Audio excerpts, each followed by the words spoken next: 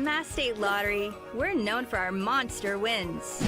But there's no bigger win than the $1 billion we provide each year to support all 351 cities and towns in Massachusetts. In our game, we know that supporting local businesses and helping communities is how we all win. Because at the lottery, we're all playing for the home team. Safe. The Mass State Lottery. Welcome to the state of winning.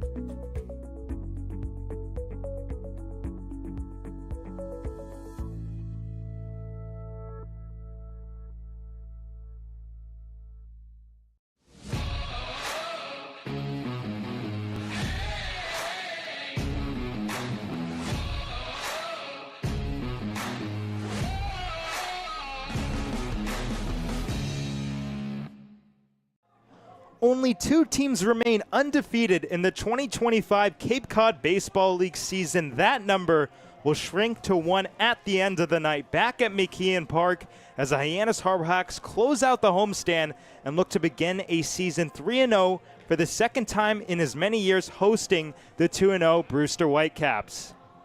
Hello, everybody from the broadcast booth. I'm Max Schwartzer, joined by Giovanni Collada and Graham Nash. Welcome to Harbor Hawks Baseball. Well, gentlemen, it was a 4-1 victory last night for the Harbor Hawks behind another stellar pitching performance. Yeah, Max, the pitching has been phenomenal. I mean, we didn't think it could be bettered. From the first game at Wareham, 11 strikeouts, pretty much a shutout. ERA remained at 0, but ERA still remains there after 2 games and 13 Ks from the pitching staff last night. It's been unbelievable. They had the 3rd best team ERA in the league last season. They're looking like they want to bump that number up a little bit, maybe be top 2. And, I mean, if they keep pitching the way they are, who's stopping them? And Gio, Hyannis is going to face a red-hot Brewster team that broke a nearly 3-year winless streak at Gov Fuller Field in Falmouth. That might be the wildest stat in the Cape League, folks. How about nearly 3 years without a win in Falmouth? With that win out of the way, the streak now comes here to McKeon Park, where Brewster has not won since, get this, June 18th, 2023. So more bad blood out there for Brewster tonight. But you mentioned this is a dangerous lineup. It's the only team on the Cape so far that has multiple home runs. Of course, the season is young tonight, just game 3. But it's a lineup that poses many problems for Hyannis pitching, which we mentioned has been so stellar this season. 3 switch hitters out of 9 batters tonight. They're going to be throwing a lot of different things at Mitch Carricker's pitching staff tonight as they come to McKeon Park for the first time this year. So the last time the Whitecaps won at McKeon Park was 729 days ago. Of course, they're going to be playing with a chip on their shoulder, and I was able to catch up with Hyannis manager Mitch Carricker before the game. Max Schwartzberg here with Harbor Hawks head coach Mitch Carricker. Coach, yesterday a 4-1 win. 13 strikeouts as a pitching staff, a great offensive day, but what stood out to you the most and what were you most pleased with? Yeah, I think the pitching and defense was really good. Like you said, 13 strikeouts is awesome. I think the most impressive part was Williams coming in there, bases loaded, nobody out, and only giving up 1. That's not easy to do. So he did a really good job of kind of righting the ship and giving us a chance to finish that thing off. And in terms of starting pitching tonight, big shoes to fill. Will Libbert, a great start. Trey Beard. Now you hand the ball to Evan Blanco. Coach, what are you looking for with him on the bump tonight? Yeah, just in the short stints we've seen of Evan, he's really good. He's just as good as those other 2 guys we've thrown out there. He's mature. He understands how to pitch. And so, again, it's going to be about commanding the strike zone, throwing multiple pitches for strikes. If he can do that, we like our chances. And lastly, Coach, a couple defensive changes tonight. Matt Mura in left field, Jake Schaffner at third base. Is that something that we're going to be seeing throughout the season? And what are you trying to accomplish with that? Yeah, I think, we have a lot of guys that are versatile, right? They can play different positions and move around. And, all these guys typically are shortstops or everybody's a center fielder, but we like to move them around and get everybody an opportunity to play different spots. And we want to see what formula works best for us. As we go through this season, there's going to be a lot of changes, guys coming and going. We just want to see what the versatility looks like for each guy. And hopefully when we get down to the final stretch, we know what formula works best to win some ball games. Absolutely. Thanks so much, guys. Graham, it seems like a big theme of this season is who's coming, who's going, and manager Mitch Carricker is ready. That's absolutely right. I mean, it's one of the things that the Cape League is known for is obviously their talent, but how their talent comes and goes. You've got the College Baseball World Series keeping so many at bay from coming over to Massachusetts. Then you've got USA Baseball upcoming. That's going to take a lot of talent away. And then, of course, the draft. I mean, there's so many different reasons for players to be entering and leaving the league, so people have to be ready. Players have to be prepared to step into a second base role if they play shortstop or a third base role if they play first base. That's just what has to happen in these scenarios. And Mitch Carricker, like you said and like we heard, very prepared. He's obviously second year now in the Cape, so he knows what this is about. He knows what it's like to lose in August after a really good season. So he's got all his ducks in a row, and it looks like he's trying to be prepared. And how about a guy getting thrown into the fire? Chris Rember arrived at 7:30 p.m. last night. The game started at 6, so he came to McKeon during the game. Tonight he's in the lineup, and our very own Ava Fernandez caught up with him before the game. Hi guys, I'm Ava Fernandez, and I'm here with Chris Rember from Auburn University. And Chris, you literally just got here yesterday during the game. What was the feeling like? I felt like I wasn't supposed to be here. I didn't have the uniform on or any gear, so. Everything fit you and you got the uniform though? About to see. I haven't tried it on yet. That's good. Hopefully it does. And you're going right into the lineup tonight. Any nerves? How are you feeling going into that? No nerves. Just excited to get out there. Yeah, and what do you think fans can look forward to from seeing your game tonight? A lot of line drives, a lot of contact. Yeah. Well, good luck tonight. Thank you. Thank you. Thanks very much, Ava. We'll be back in just a moment with First Pitch. Don't go anywhere. Stay with us. I think, Dean, they're allowing you to find your own success and your own true independence.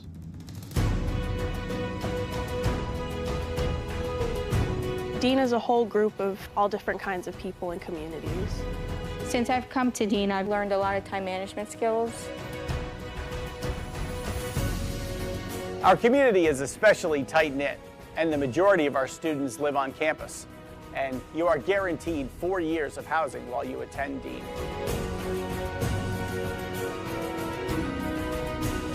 Dean is just full of opportunities for you to embrace, to welcome, so you can change yourself to who you want to be and form your career for the future. So go through that, all right? Think that way. Be a bulldog. Have a bulldog mentality in everything you do in life, whether you're playing sports or in the classroom or just socializing around campus.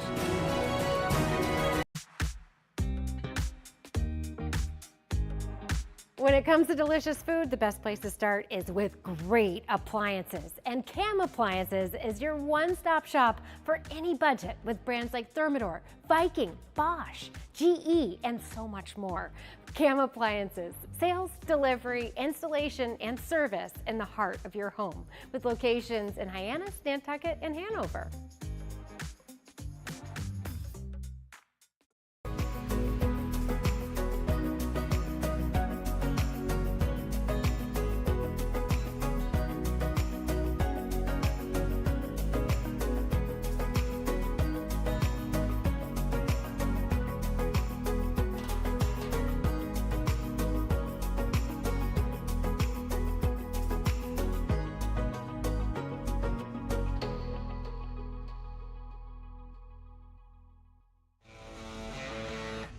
Get ready for big results with our small machines. With more power, performance, comfort, and savings. They're ready for every job. And we're ready with plenty of inventory, the best support in the business, same-day parts availability, and locations across the Northeast. So you can always be ready to work. Milton Cat, always ready. You can make any bat feel lighter by adding a velo puck knob. Instead of having to go get a whole entirely new bat, you can simply add the puck to it. players can use this with any bat. It's basically going to shift the weight of the bat a little bit more towards the hands. Players are able to hit the ball a lot harder just by simply adding the puck on.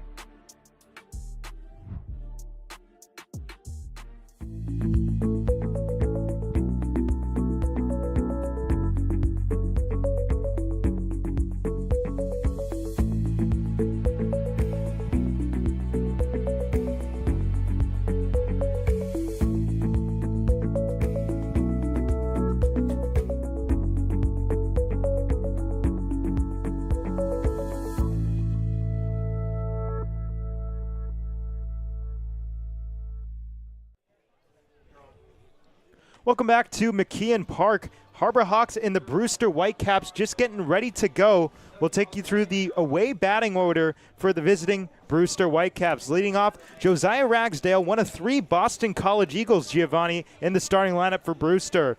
Batting second, Dalton Wentz with Daniel Cuvée in the 3 spot. Carson Tinney will bat cleanup with Blake Sear in the 5 spot. Charlie Melio batting 6th. Eric Paulson batting 7th with Colton Coates batting 8th, and Adam Magpock rounds out the starting lineup for the Brewster Whitecaps.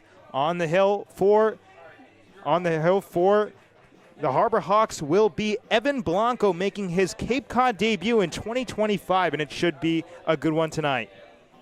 Well, absolutely. Blanco had a stellar 2024 season as a freshman at the University of Virginia. How about, guys, 99 innings pitched and 99 strikeouts for the Woburn, Massachusetts native, currently in the transfer portal after a difficult 2025 season that was derailed due to injuries. Of course, he's entered with sky-high expectations after firmly establishing himself as the ace of UVA's squad.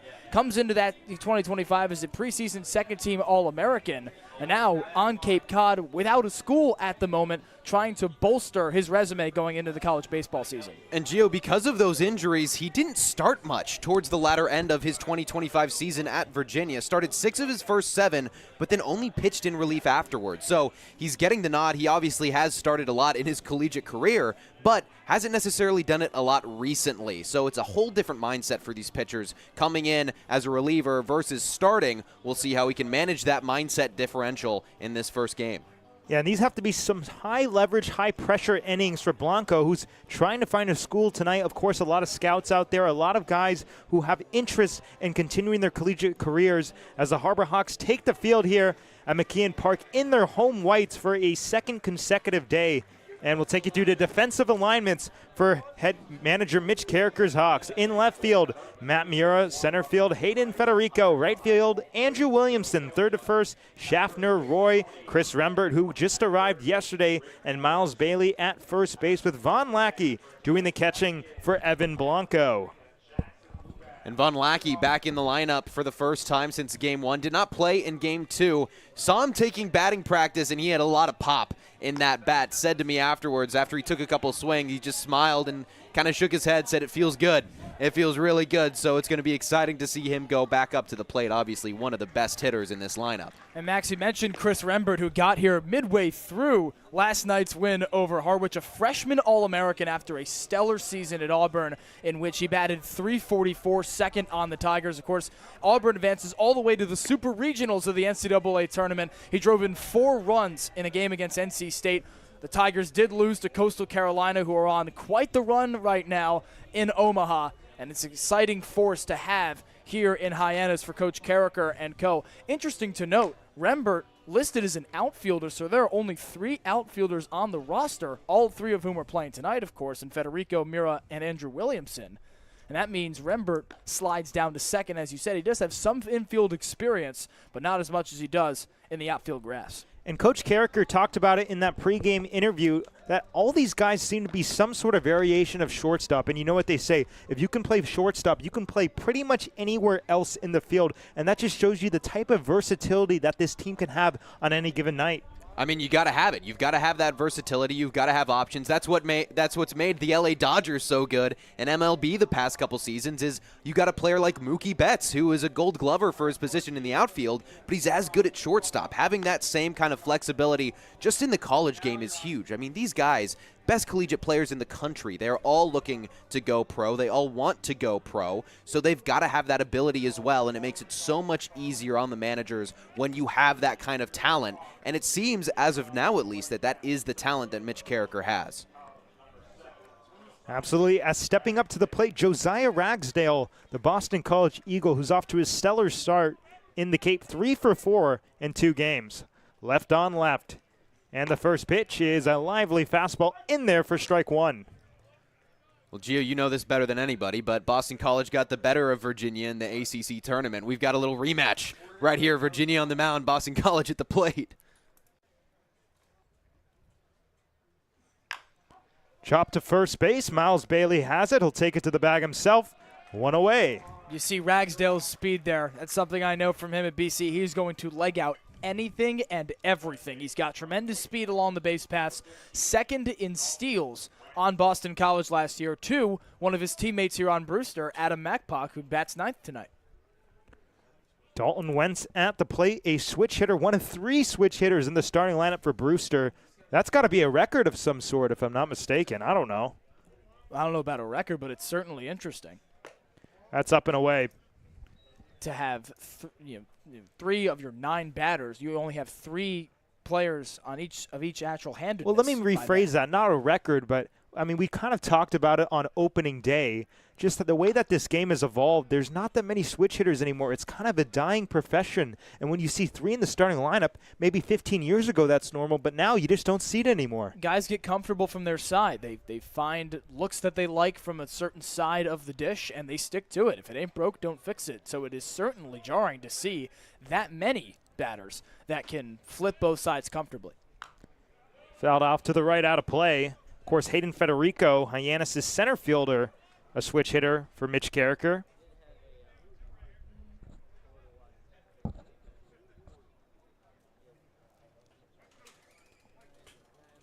Wentz at Wake Forest. Played this last season, a .316 average, .959 OPS. That'll miss outside. Count even 2-2. 57 games, 13 homers, 50 runs batted in.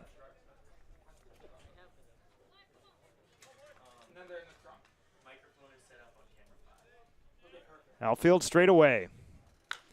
In the air on the infield and calling Gavin Roy and catching out number 2. Well, that's a really good out to get for Evan Blanco. Dalton Wentz, so much power. 3 home runs in the NCAA regionals this year. Went 3 for 5 in both of the 2 games that he played in. So big out. It's only the second out of the ball game, but that's the kind of player that can give the batting order, the rest of the order, so much momentum. And Blanco with 2 quick outs. Daniel Cuvée takes strike 1 in an unbelievable season at UMiami. Played in 61 games, a .372 average, OPS over 1,100 with 18 home runs, 84 RBIs. Swings and sends a high fly ball straight away center field. Federico into the gap, makes the catch. And what about that? A quick and easy 1-2-3 inning here in the top of the first for Evan Blanco. We'll head to the bottom half with the Harbor Hawks coming up.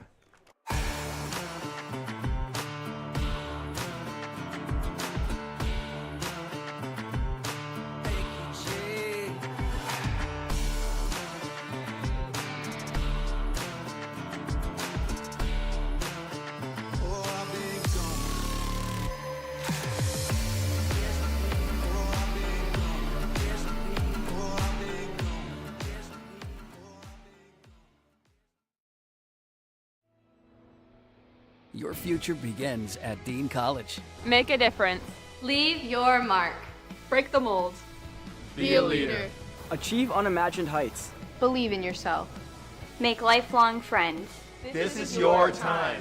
Your place. Your home. Your Dean. It all starts here at Dean College.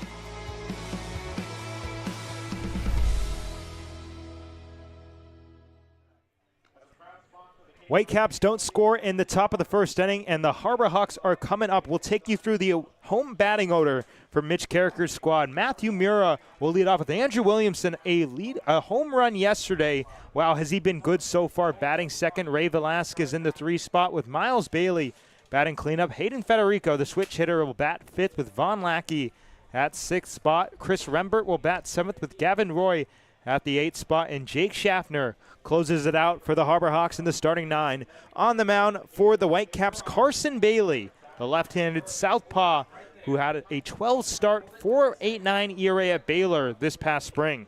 And he's in the transfer portal as well. This guy has got some wicked stuff. Uses a fastball a large amount of the time. We're going to see that a lot. About 53% of the time he goes for the heater, but he's got a nice slider and a good changeup to back it up. Sometimes he will go to the curve, but he's got a lot of really good tools in his back pocket.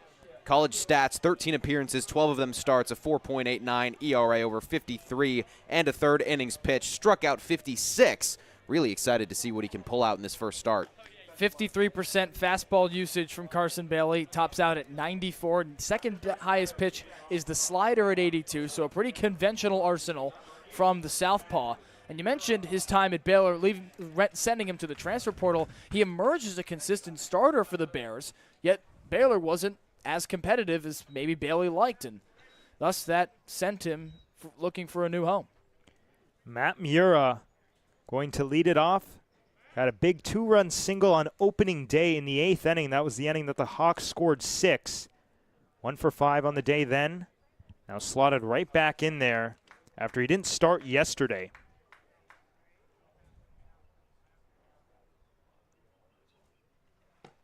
Down low, ball 1.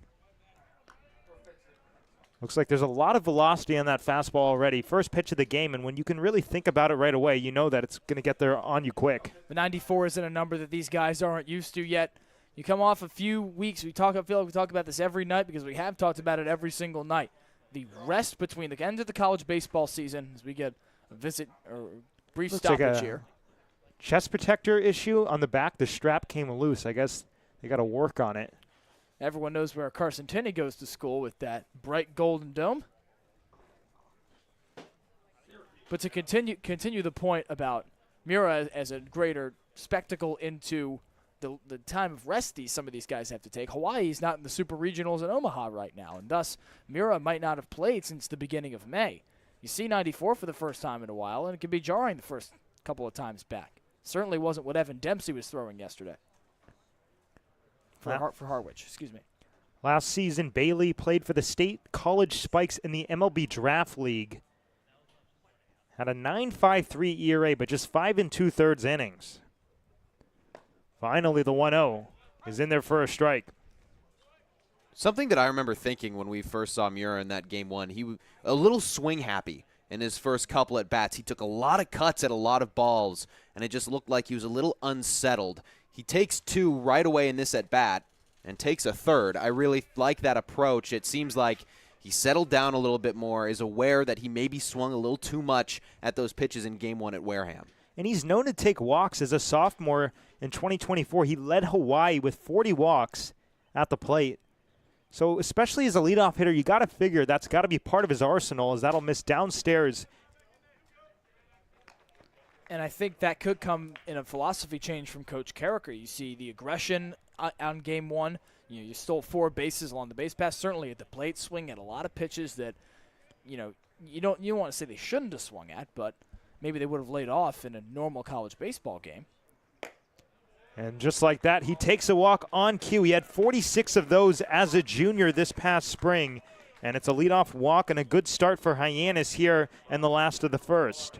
And case in point right there, there's the change of philosophy being exuded in the first at-bat of the game. And this is not a player coming to the plate that you want to be conservative, given how hot he started his Cape League season, and Andrew Williamson. Williamson was halfway to the cycle yesterday in his first 2 ABs, a single and then that home run. Goes lefty to lefty here. A big check over at first, as Mura's secondary lead was very, very generous, but he's back in time. Well, Mura stole the most bases out of his team this last season in Hawaii with 18, so he's quick. He's going to take a big lead, and right away, Tinney has to go check over at him. A healthy lead at first. Williamson takes outside. Bailey's missed a lot of his early pitches over near that right-hander's box. That is not going to be favorable against the lefty in Williamson, because if he sees that out of the zone at all, he's not going to hesitate. He's just going to lay off, let that go for a ball, and take his walk.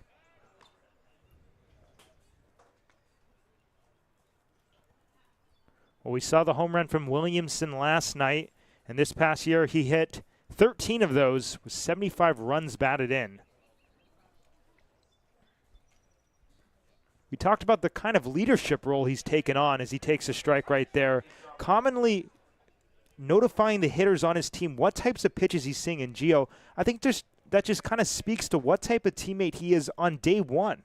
Coach Carricker called him a special player all around last night when I caught up with him post-game, and that obviously pertains to his athletic abilities, to what he's capable of on a baseball field, but you've mentioned the intangibles. Those are just as important when you need this team to gel early, given the roster fluctuations throughout the year.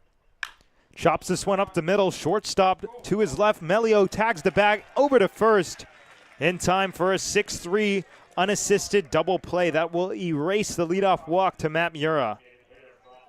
What a play for Melio, the shortstop. I mean, that ball was hopping real high, and he was able to glove it pretty much with ease. It looked like just a normal ground ball for him. Stepped up on the second base bag, made a good throw.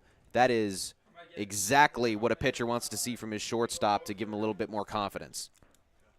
Up comes the Vanderbilt transfer, Ray Velasquez, now at Austin Peay. He's had a nice start to his Cape season. Velasquez just the third installment of 5 difficult hitters to start this Harbor Hawk order. You see Mura now with a revised philosophy at the plate for now, and this is the power hitter in Velasquez. Fastball right there. Count even at 1-1. One of a few, I should say. Williamson with the only home run on the team, but standing in the on-deck circle is a player who ended his season on a 5-game home run streak in Florida State's Miles Bailey.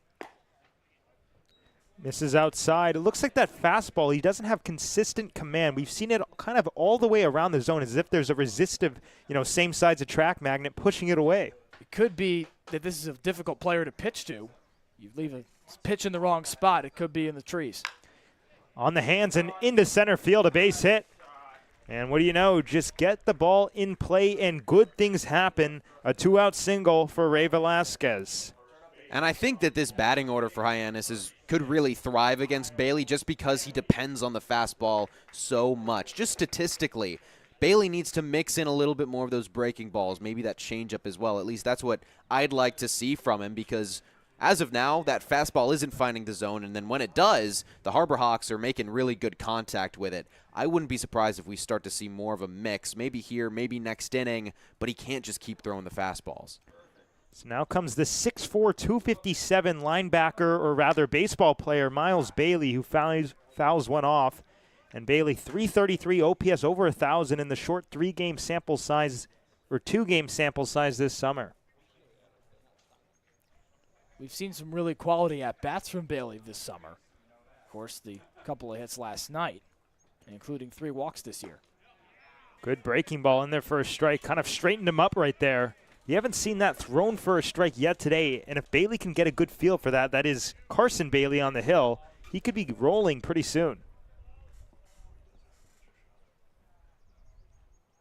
2 outs here in the first inning.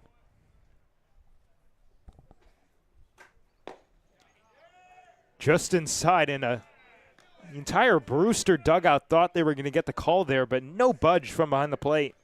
That was a really good pitch, and that time the fastball froze Bailey. It's because he had a good breaking ball that caught the zone. When you mix up those pitches, it makes the fastball a lot more useful. And he swings and misses here, strikes out, and that will end the inning. They erase the 2-out single for Ray Velasquez. Both teams don't score in the first inning. We'll head to the top of the second in just a moment. If you can dream it, if you can cruise in it, if you can summer in it, fish from it, or take it for a day at the beach, we can protect it. The Baldwin Group, protecting the possible. There hasn't been a ton of training when it comes to bat speed or products for players to be able to train bat speed.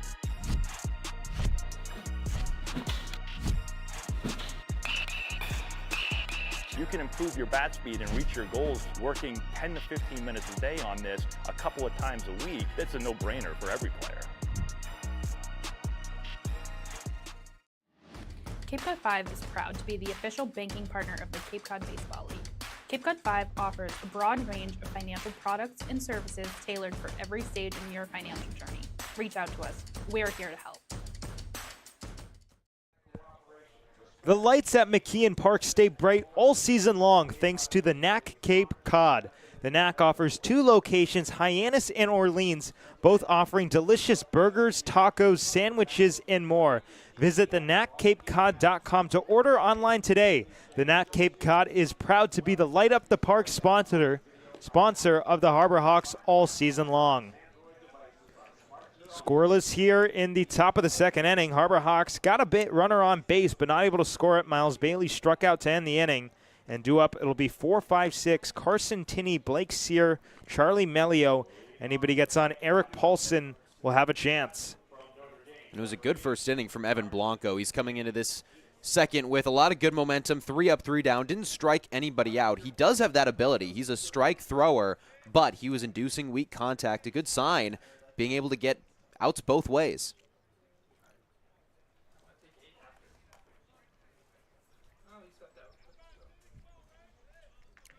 Carson Tinney standing in the right-handed batter's box, kind of a string of right-handers until the switch hitters come up at the 8 and 9 spots.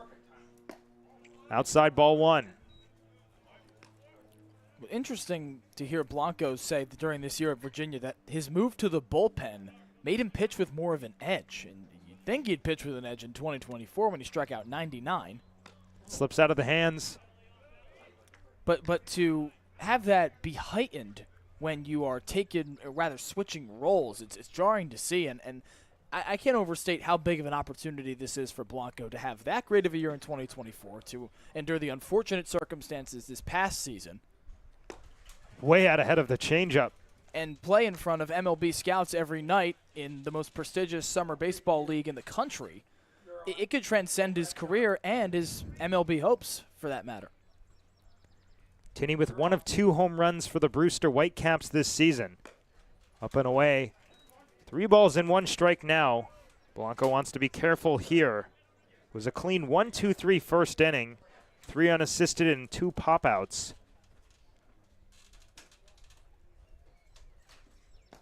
And that's low ball 4.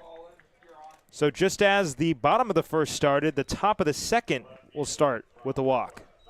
It's a really good at-bat from Carson Tinney. Forced Blanco to go to some places he probably didn't want to, with especially the breaking ball up high and away to the righty. 34 walks at Notre Dame this past season for Carson Tinney. And with a power hitter, you have to be especially careful if you're a pitcher.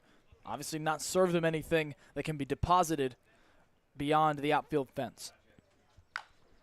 Fouled off to the right, out of play. We just talked about how Tinney had 1 of the 2 home runs. How about the guy up at the plate now, Blake Sire? Another one of those home runs for Brewster. This past year at Florida, 59 games, 9 homers, 34 runs batted in. OPS just below 800. Not too big of a lead at first. And the 0-1 outside.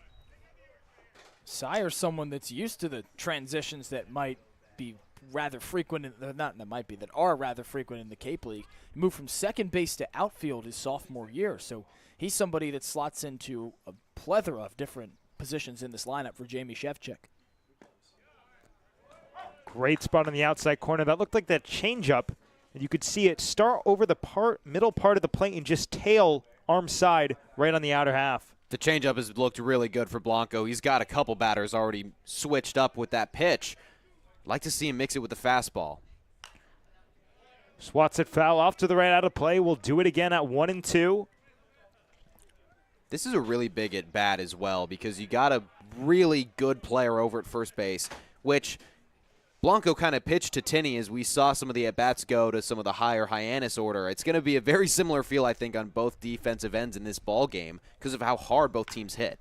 Reaches out for this one, pokes it off to the right foul. Williamson on the run, but he'll have no play. Bounces right by the Brewster bullpen down that first base side. And that's interesting, Graham, you bring that up because it's something we didn't really talk about coming into the game.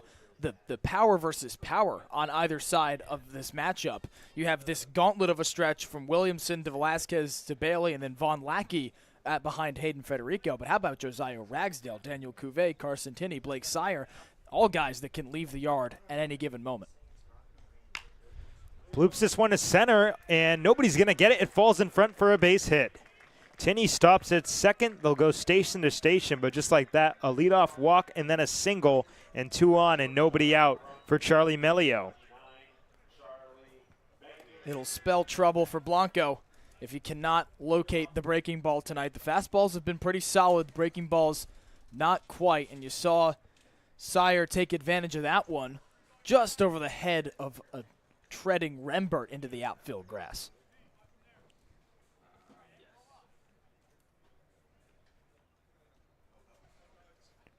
So the Hawks, with some pressure being applied, they've had a lot of high leverage situations in the first 2 games of the season, but not that much has come across, at least for the opponents. So it seems like for quite some time they've been walking on eggshells.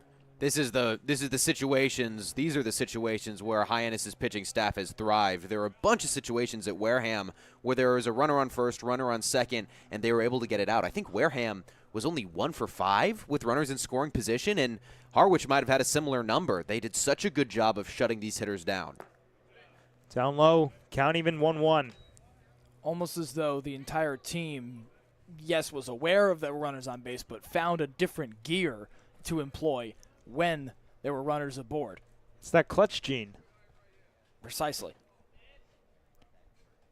Looking for something on the ground right here.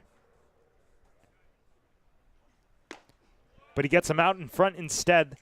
Graham, it's that changeup once again. We've seen a couple silly-looking swings like that one, and you got to think that is a confidence booster for the pitcher on the mound. It's got to be. He's totally just yo-yoing his pitch right now, changing up speeds, blowing it past guys, and then slowing it down.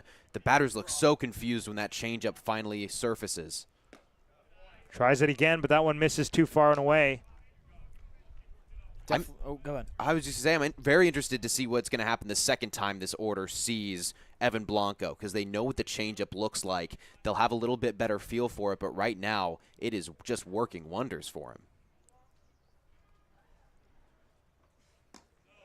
Try to go with the fastball, but he loses the handle, and just like that, the count runs full. Could potentially be seeing runners in motion, but still not 2 outs, so it's not required. Nonetheless, I would assume that Brewster just wants to do anything at all costs to avoid the potential double play ball or triple play ball. Payoff. Inside ball 4. The second walk of the inning issued by Evan Blanco, and just like that, the bases are loaded and nobody out, with Eric Paulson coming up to the plate.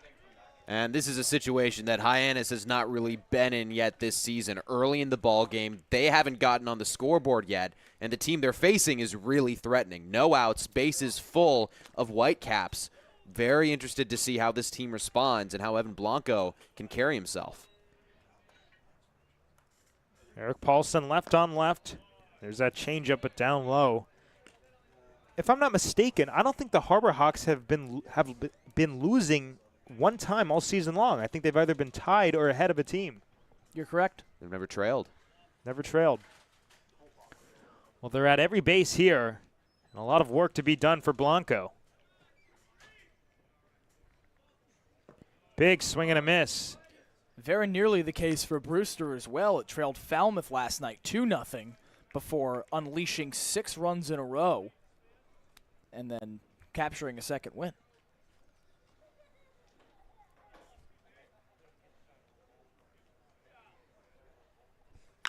Chopped down the first base line, foul out ahead. You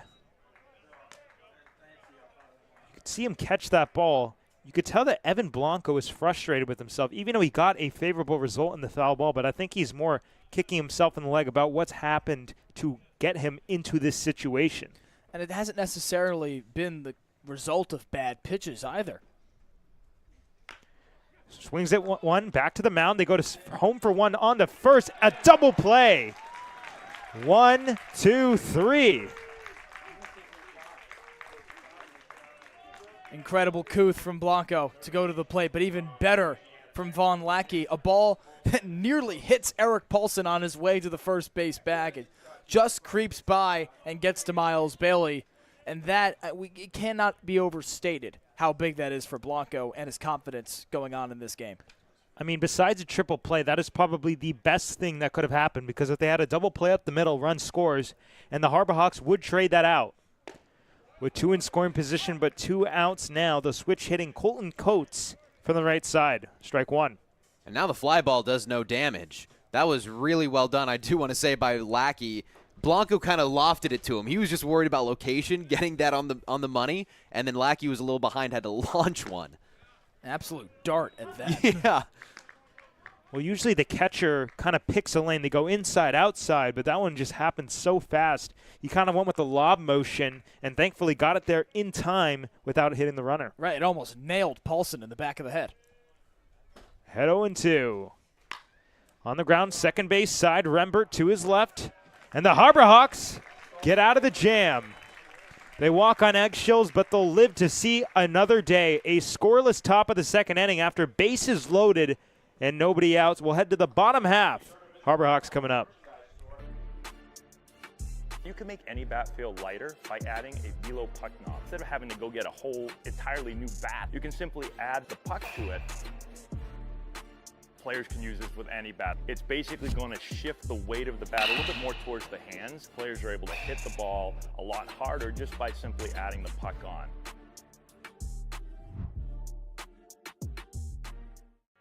Here at the Mass State Lottery, we're known for our monster wins.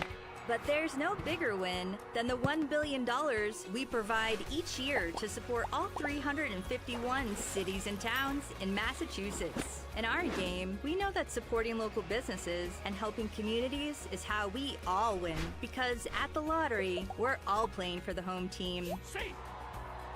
The Mass State Lottery. Welcome to the state of winning. For each Harbor Hawks home run hit this season at McKeon Park, $50 is donated to the Family Pantry of Cape Cod by Monomoy Real Estate and Construction. And Pretty Picky Properties select vacation rentals. Pretty Picky and Monomoy, the team with everything you need to hit a real estate home run on Cape Cod.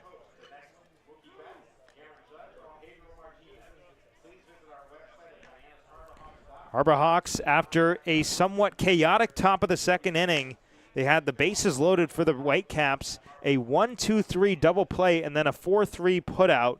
Got the Harbor Hawks unscathed out of the inning, and now due up, it'll be Hayden Federico, Von Lackey, Chris Rembert, and potentially Gavin Roy. We knew that the bats were going to be hot for both of these teams coming into this game. It was going to be a question of which pitchers had the mettle to get out of the innings that were getting a little bit tricky, and Evan Blanco did just that in that first inning. It could not have looked worse. Bases loaded, no outs, and he threw a great pitch to create weak contact, a little dribbler that he sent right back to Von Lackey, created the double play. Now the pressure is back on Carson Bailey. All of these hitters here tonight on both sides, all 18, are so talented. So the switch hitting Hayden Federico will bat from the right side and take ball one. And Federico, the lone switch hitter in the Hyannis lineup, despite 3 in the batting order for Brewster. I believe the only switch hitter on the roster, too, at the current moment. Indeed. That's upstairs.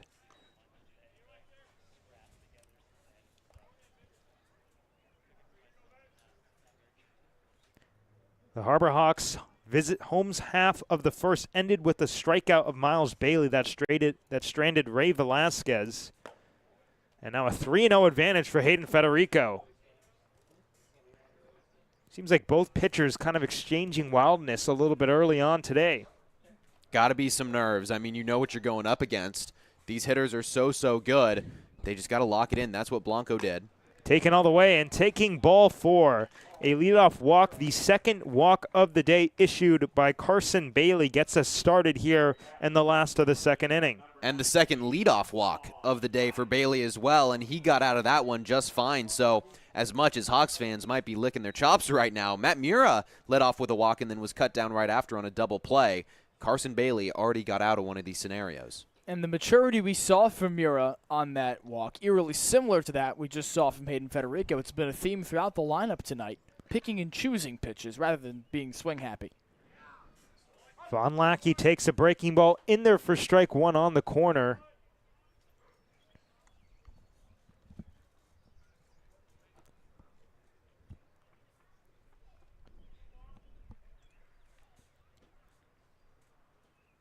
Oh, one taken outside, fastball up and away. It still seems like Bailey on the hill does not have complete control of that pitch, and if he cannot find that, he could be in trouble moving forward, because if you can't have old number one working, you're not going to have anything else. Well, it's the breaking ball for Blanco, but that exact pitch for Bailey.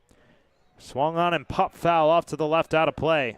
It's more dangerous to have the fastball, because if that location is awry with power hitters like the one at the plate and Von Lackey, but across the lineup, Rembert on deck, you have Schaffner, who's torched Cape League pitchers this season. Of course, the big 3 or 4, however you spin it, of Williamson, Velasquez, Bailey, and Federico, with Federico on first.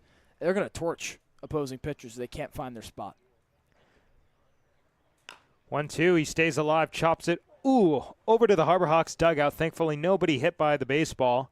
Lackey, one of those essentially 5-tool catchers. He's got speed, 18 stolen bases this past spring at Georgia Tech with 14 doubles, a triple, 6 homers, hit .347. So he's got all the tools available to him, and really the sky's the limit for a guy like this. On the hands and on the left side of the infield, it's the shortstop Melio calling and catching into the outfield grass the first out of the inning.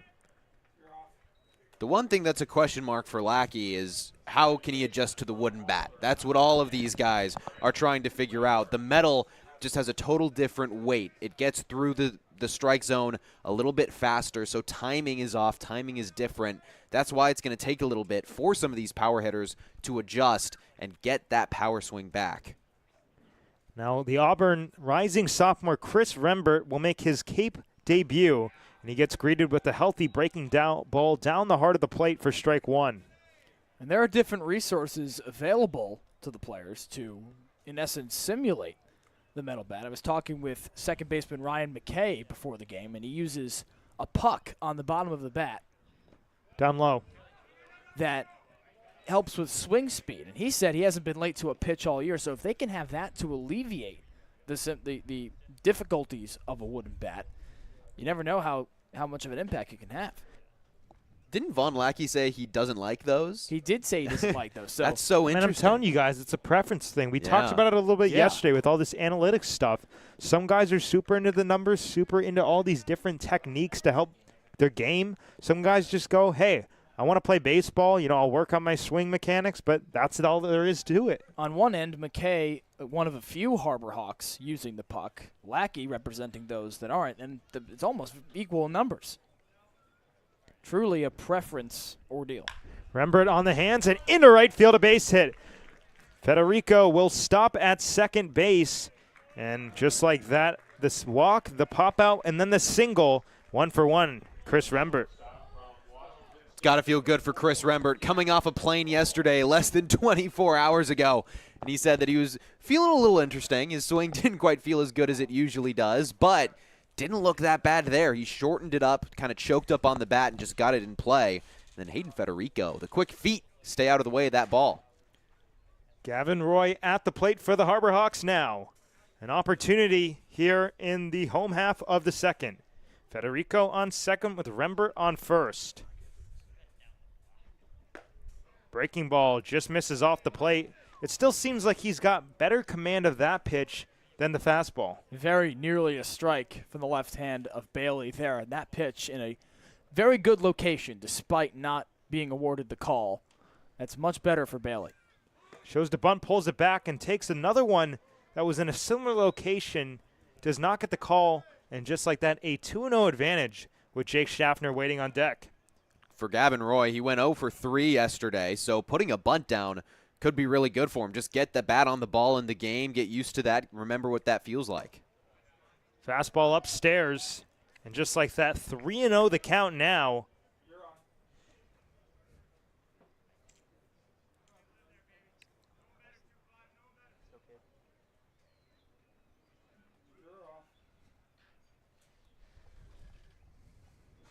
taken all the way, and ball 4, and just like that, 3 walks before 3 innings of pitching for Carson Bailey. And we knew it was going to be a pitcher's duel, as in which pitcher would be able to get out of these kinds of scenarios. Evan Blanco able to do it a half inning ago in the top of the second, and now Carson Bailey is going to get his chance. The only difference between this scenario and the scenario we saw in the top of the inning was that there's 1 out here for the Whitecaps. There were none for the Harbor Hawks, so maybe a bit of an advantage for the Whitecaps and for Carson Bailey. Jake Schaffner at the plate, and that one misses well inside. It almost hit him. Really just no command for Bailey's pitches right now. Bailey certainly struggling with location as Tinney looks to address that with a mound visit. If Schaffner leaves the bat on the shoulder, he's got a great chance of getting to first. It's just been that fastball. That fastball is really, he's found it with the breaking ball. It hasn't been that bad. His slider has looked pretty good, but that fastball has been way off. Now the pitching coach will head out there and join the discussion. A couple infielders gathering together. But Schaffner, a guy who hit .373 this past spring. Not a lot of power, 9 doubles, 4 triples, 2 home runs. But he's got a lot of speed, 18 stolen bases. So something in the alleyways, you can smell a bases clearing hit. This guy's a glue guy. We've kind of talked about that before the season started. Is there such thing as a glue guy? I think so. I think we're looking at him. He's just so good at getting the ball in play. 2 for 3 yesterday, 1 for 1 in Game 1 at Wareham. But like you said, he doesn't have that much power. He's just so smart, and he sees the ball so well. He's a really hard out to get. Well, the mound visit finally concluded with the bases flocked with Hawks. Federico at third, Rember on second, Roy on first. Schaffner on the hands, on the ground to third base. Coates goes home for 1. The throw to first, not in time, as Federico tries to say he wasn't on the plate. And I do have to say, it didn't look like his foot was fully on the plate. I don't know if it clipped it, but the home plate umpire, if he's doing his job, should have been staring directly at the play. Tinney's back heel of his right foot. Very, very close. We see the replay here. In comes the third baseman. He throws it off. Oh, he's a full pace off of it. So missed call behind the plate, potentially. I mean, that's frustrating. You got the home plate umpire right there staring. Wow. We saw that in the Women's College World Series in softball. And then UCLA was re-awarded the run, I believe. Yeah. A whole bonanza. Matt Mura takes outside. His foot was a difficult break for the Harbor Hawks, but a bullet dodged for Brewster. It's got to be so hard as an umpire, though, because you'd think the first assumption is, his foot was on the bat. And the thing is, in NCAA baseball, that's going straight to replay. Right. Do you guys ever think in the future that there's going to be a replay system introduced for the Cape Cod Baseball League? Given the league's staunch commitment to tradition with the wooden bats, with the general ambiance of it. To a well inside, Mura had to get out of the way. I don't think it fits, but never know. Things are modernized day in and day out. I like staunch. Thank you. Good word of the day. We should do that, a Hyannis word of the day. Word of the day? We should do that. We got a lot of segments now. We do. Too much time to fill. Or maybe not enough, depending on how you look at it, folks. Excited for Beat D-Bot later. A 1-1 record for our one of many wonderful producers in the back. Mura fouls it into the mitt of Tinney. And just like that, a full count. It's time to party. Bases loaded, 2 outs, a 3-2 count. Everybody will be on the move.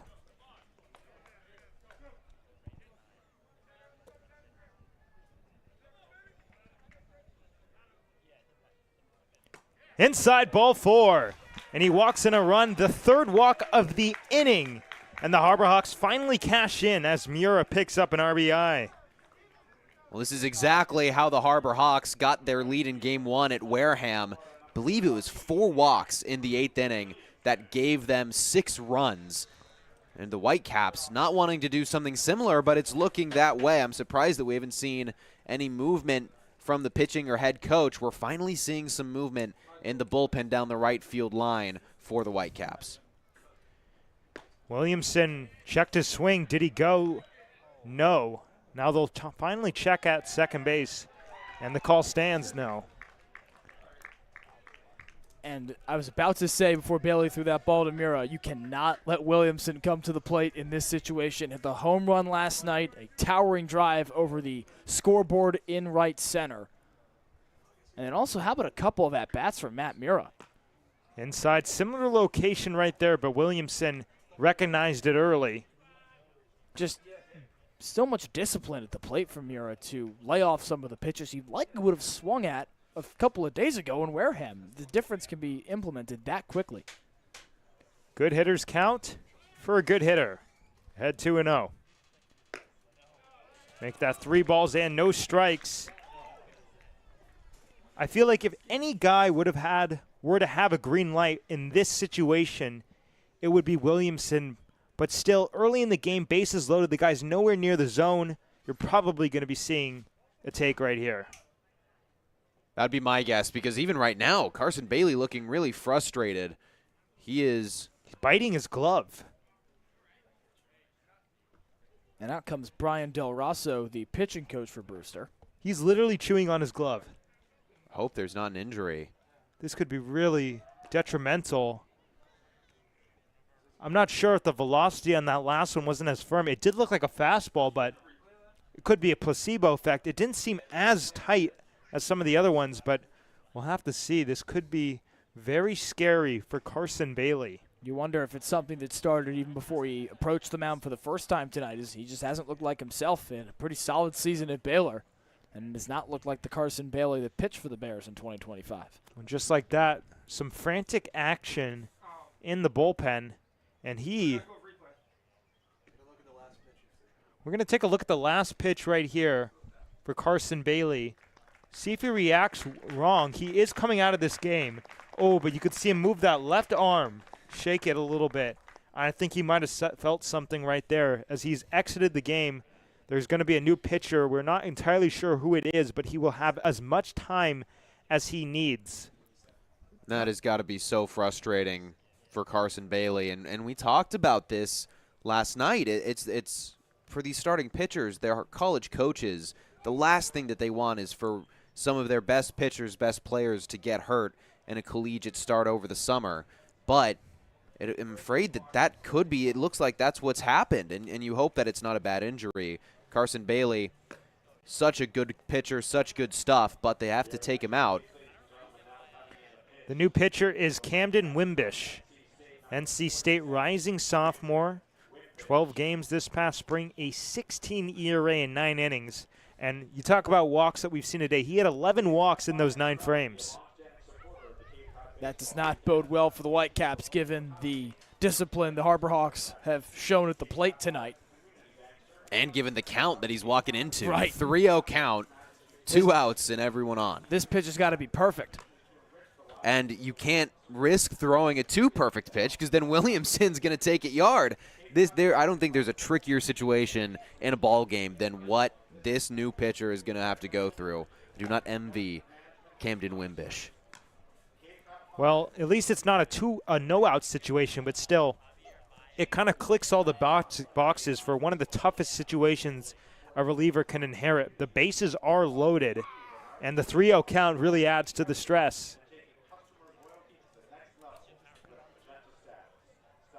This past spring, NC State was eliminated by Auburn in the NCAA Regionals on June 1st. He pitched in the Stetson Regionals in May, went 2/3 of an inning with a strikeout. In the Auburn Regionals, another 2/3 with 1 run, 3 walks, and 1 strikeout. I will say, a lot of these guys continue to have swing and miss stuff in those 9 innings on the season, 17 strikeouts, but it just seems like you have fire in one place and you got more fire in the other, but it's not the right place you want, the walks. Exactly, and that makes things very difficult for a pitcher to try and adjust to, because as a hitter, if you see it especially 3 times and even 2 times, you'd be able to adjust to it. But a pitcher has to stay constantly on his toes with that and understand that these pitchers are going to become familiar with it immediately.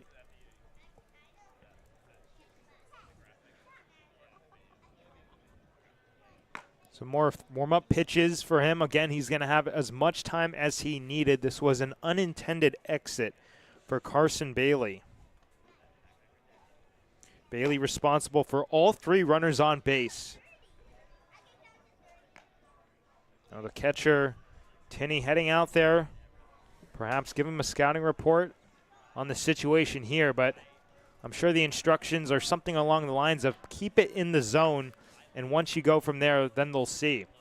Also a difficult mental situation to have the worry of what's up with Carson Bailey. Of course, that's a difficult thing to endure.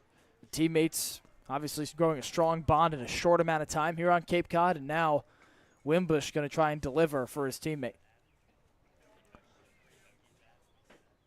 So Williamson climbs into that left-handed batter's box with a 3-0 count. Swings, pops it foul off to the left, out of play. There's the perfect pitch. He was able to get it. High fastball, just got Williamson to go underneath it. That is really, really good first pitch. And that might be the luckiest part of it, that Williamson missed it by a hair, because if he puts bat to ball there, could be over the center field fence. At the bottom of the zone, he did not agree with the call. But another really good pitch. We get a replay of it here. And a great frame job by Carson Tinney as well. Well, it's time to party once again. Bases loaded, 2 outs, a 3-2 count. Runners will be on the move. And that is taken downstairs, ball 4. Back-to-back bases loaded walks. And another RBI for the Harbor Hawks. A 2-0 lead now here in the last of the second inning and counting. That pitch was in a very similar spot to the first one. Williamson had a very similar reaction. Yeah, according to the TrackMan, to the live game cast, it is pretty much right in the exact same spot. Ray Velasquez, who singled the first Harbor Hawks hit of the day at the plate. Fastball up and away. And the Whitecaps running into a scenario that the Mariners did yesterday, and that is the Hyannis batting order getting many more tries early on than they did. Already a second time through now for Hyannis. Popped foul off to the right, out of play. Velasquez wants that pitch back. You could tell at his immediate reaction. Seems to have just missed this one, obviously underneath, but a bit ahead as well. That's better than missing behind, and he seems to have adjusted to the wooden bat here in Game 3. If you can get to Bailey here, who waits on deck, more runs could be due. So the Brewster pitchers just cannot jump ahead in counts. It's been a while since they put themselves in the advantage. And that's got to be living dangerously, especially against an offense like this. They can pop, explode at any moment. Has to get the head out of the way of the breaking ball that slipped. And now a 3-1 count to Velasquez.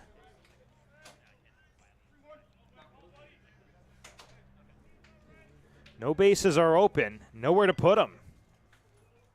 2 runs home for Hyannis, but looking for some more here in the second. Fouled off to the right, out of play. Another pitch that Velasquez would like back. And another full count pitch with 2 outs and the bases loaded. This is the 3rd or 4th, maybe 5th of the last full inning, going all the way back to the top when Hyannis was fighting a similar scenario. It's come from great plate protection from the Hawks hitters as well. Runners will be on the move on the pitch. The payoff is swung on a miss, strike 3. They strand 3, but they get 2 to come across on 2 bases-loaded walks to Matt Mura and Andrew Williamson. We're through 2, a 2-0 Hawks lead. Get ready for big results with our small machines. With more power, performance, comfort, and savings. They're ready for every job. And we're ready with plenty of inventory, the best support in the business, same-day parts availability, and locations across the Northeast. So you can always be ready to work. Milton Cat, always ready.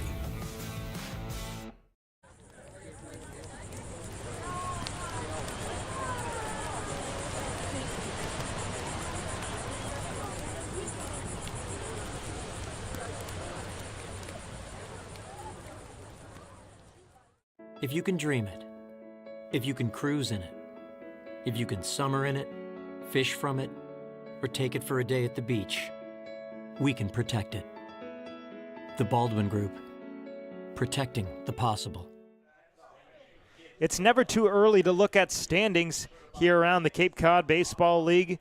And in the Eastern Division, it'll be Brewster on top 2-0. Of course, that could change tonight. Harwich at 1-1 with Orleans, 1-1 YD there. And Chatham winless, the only winless team in the East. As for the West, Hyannis sits at 2-0 at the top spot with Falmouth, Katuitt, and Bourne all tied at 1 win and 1 loss. And Wareham, the lone team without the win.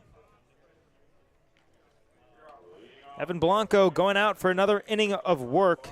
Got into, quite simply, a lot of trouble in the second. Bases loaded, nobody out, and somehow, some way, the Whitecaps could not score.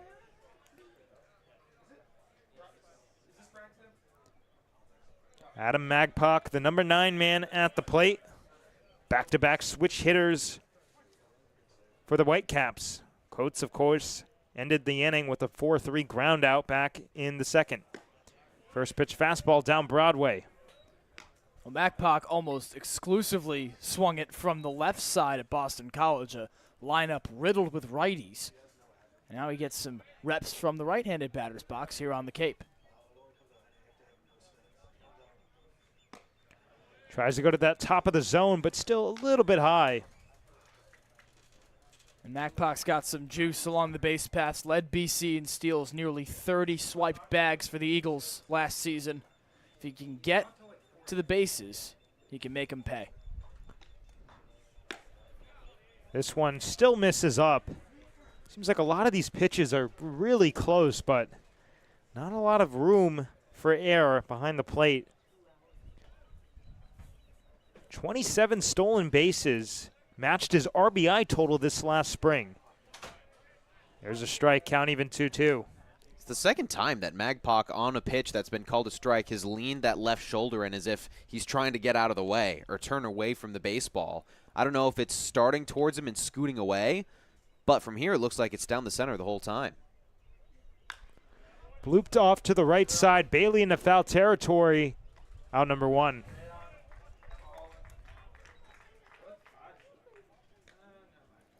Look how comfortable Blanco is. Seems to be as dialed in as he's been all game now.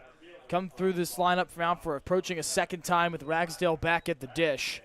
And you know, Graham, as you alluded to earlier, that this lineup is going to be accustomed to the off-speed from Blanco. Interesting to see how the southpaw adjusts to their adjustment. Right. Ragsdale takes strike 1 on the outer half. Grounded out to Miles Bailey to start the game in the first. It was a sunnier day early, but clouds have come over McKeon Park here by the Hyannis Bay.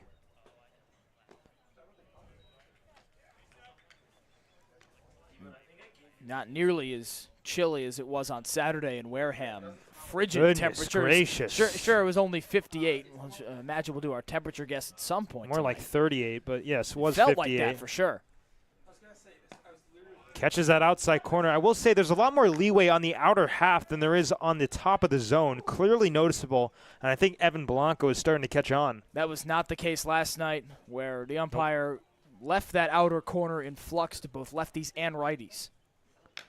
Chop foul over by the on-deck circle. Almost got a piece of Dalton Wentz. It seemed to shrink as the game progressed last night. And usually it's the opposite. Right. It came down to a couple pivotal at-bats as well, where it got stricter as the innings came across. Is stricter a word, or is it more strict? It might be more strict. Did he go? No, he did not.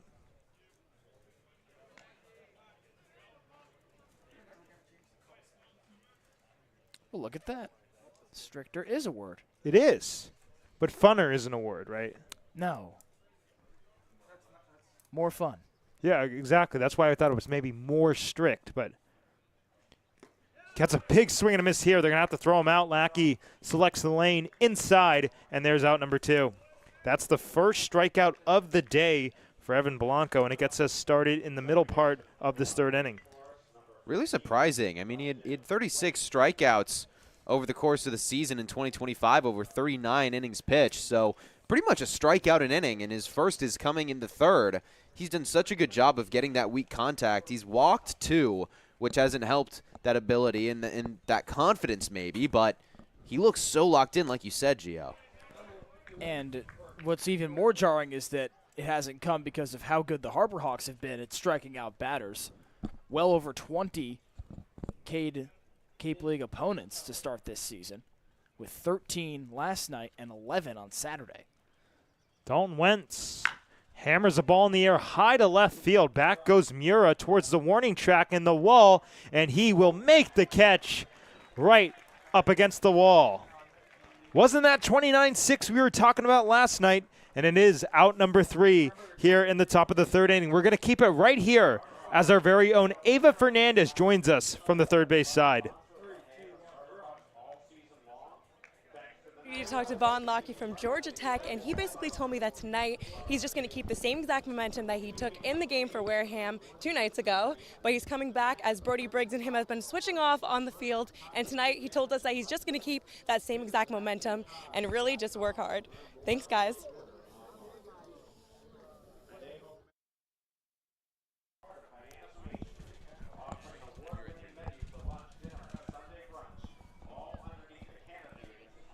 Thanks very much, Ava. Here now back in the bottom of the third inning coming up, and Wimbish will go back out for some more work. It was kind of an emergency appearance after Kirsten Bailey exited with an apparent injury.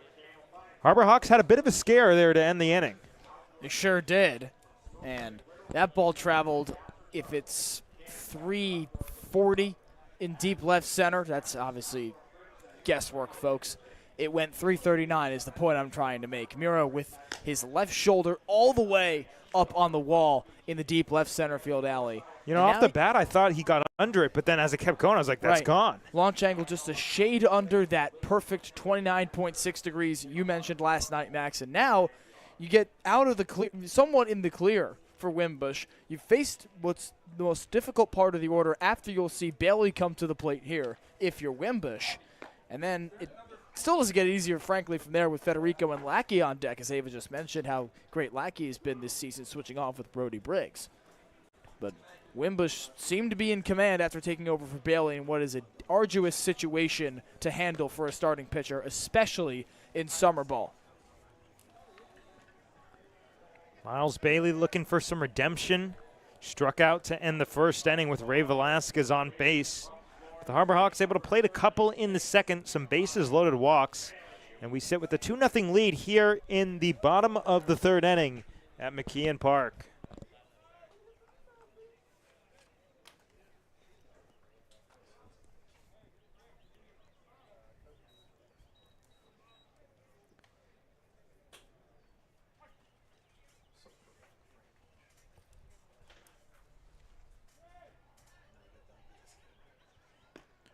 Fastball inside corner. Bailey did not agree with the call. Strike one. Bailey's a guy that really wants to see a pitch that he can hit right now. During BP, he told me that his swing feels really, really good. He has so much confidence in his move right now. He just wants an opportunity to show it. Can't do it on that pitch, though. Well outside, so count even at 1 ball and 1 strike. How good was Miles Bailey during his freshman season at Florida State? Freshman All-American. A dominant stretch to end the season. He wants to put it on display for the scouts on the Cape. Thought about it, but he's able to check his swing. And with power like this, from a left-handed bat, it's so valuable to teams in MLB that if he can keep up this pace to his junior year, he's got 2 years to go before he's draft eligible. He could be a lethal force in what would be the 27 draft. Breaking ball somehow catches the outside corner. It's been fluctuating all night. Let's take another look. It's been fluctuating all night, Max, as you said. It's going to be up to the discretion of Joe Hilton, as always. 2-2 upstairs. And that last pitch, or the one before the last, right in that buffer zone, it looks like, according to the game cast. Well, Bailey going to make it hurt. He gets an extra opportunity to swing the bat. Checked his swing, and that is strike 3 called. Second time Bailey is down by way of the K. Take a look at that pitch once again.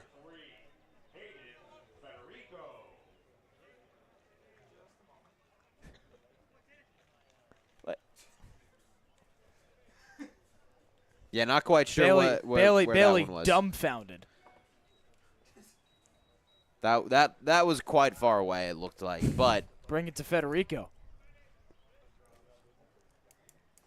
Hayden Federico took a walk, non-negotiable balls in that at bat, but up at the plate again. Fastball a little bit down. It seems like the bottom of the zone, especially that bases loaded walk to Williamson, not called all too often tonight. And that may be some retribution to the hitters for the corners. Fouled into the mitt of Tinney, and a 1-1 count. Really good pitch. Really impressed with Wimbish and what he's been able to do coming into the scenario that he did see. Williamson with 3 balls, no strikes, 2 outs, and the bases loaded. Obviously, he let up that walk, but since then it's been strikeout, strikeout.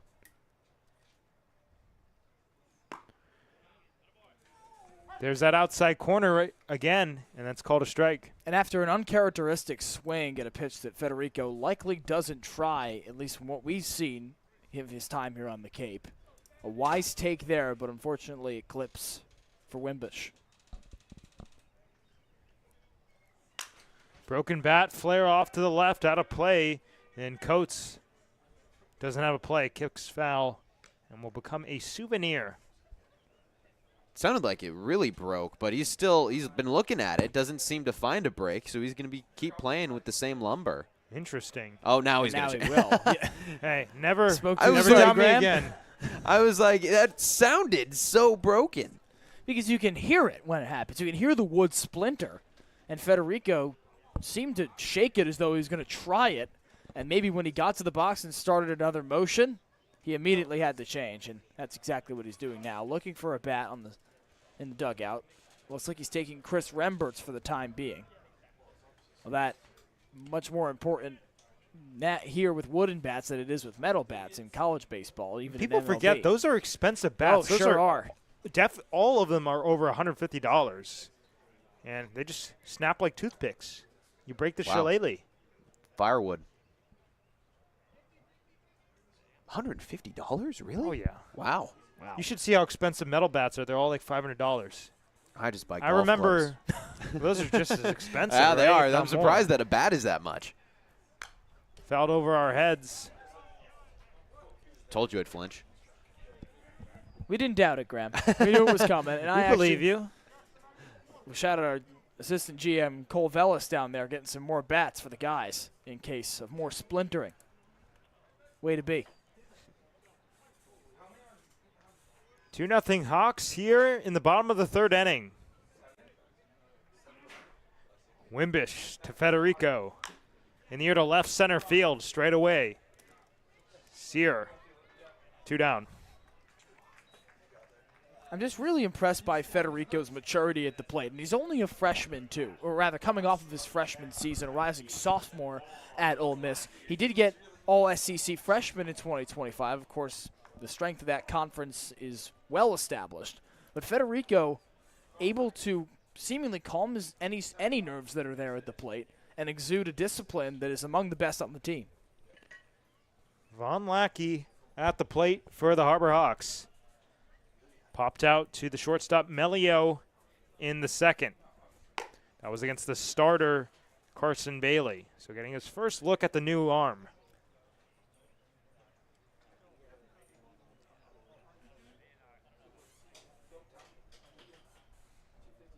Outfield straight away. Strains him up right on the inside corner. Beautiful front door pitch. Wimbish has settled in so impressively well. I mean, as a reliever, you got to settle in quickly, but this is faster than I'll admit I expected, the situation he was in. I was about to say, with an extreme situation.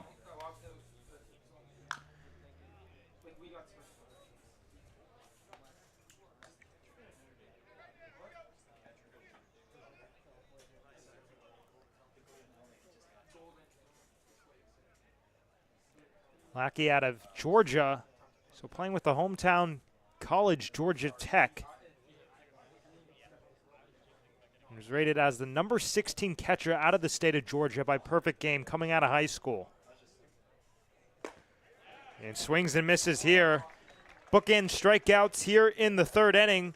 We've played 3. A 2-0 Hawks lead as we head to the 4th.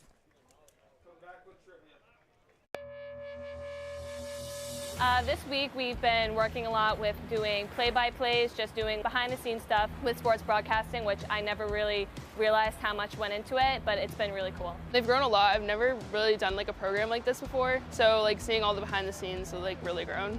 I've learned how to really just gain confidence in my play-by-play speaking, and I've learned more terms here when it comes to directing and producing, and I've just had a great time with John Rook. Doing the play-by-play stuff and all that, being with a guy like John Rook, understanding what like the major kind of entails doing this camp, just really a preview for what you do here at Dean or any other college doing broadcasting, so I'm definitely more prepared to make this a job of mine.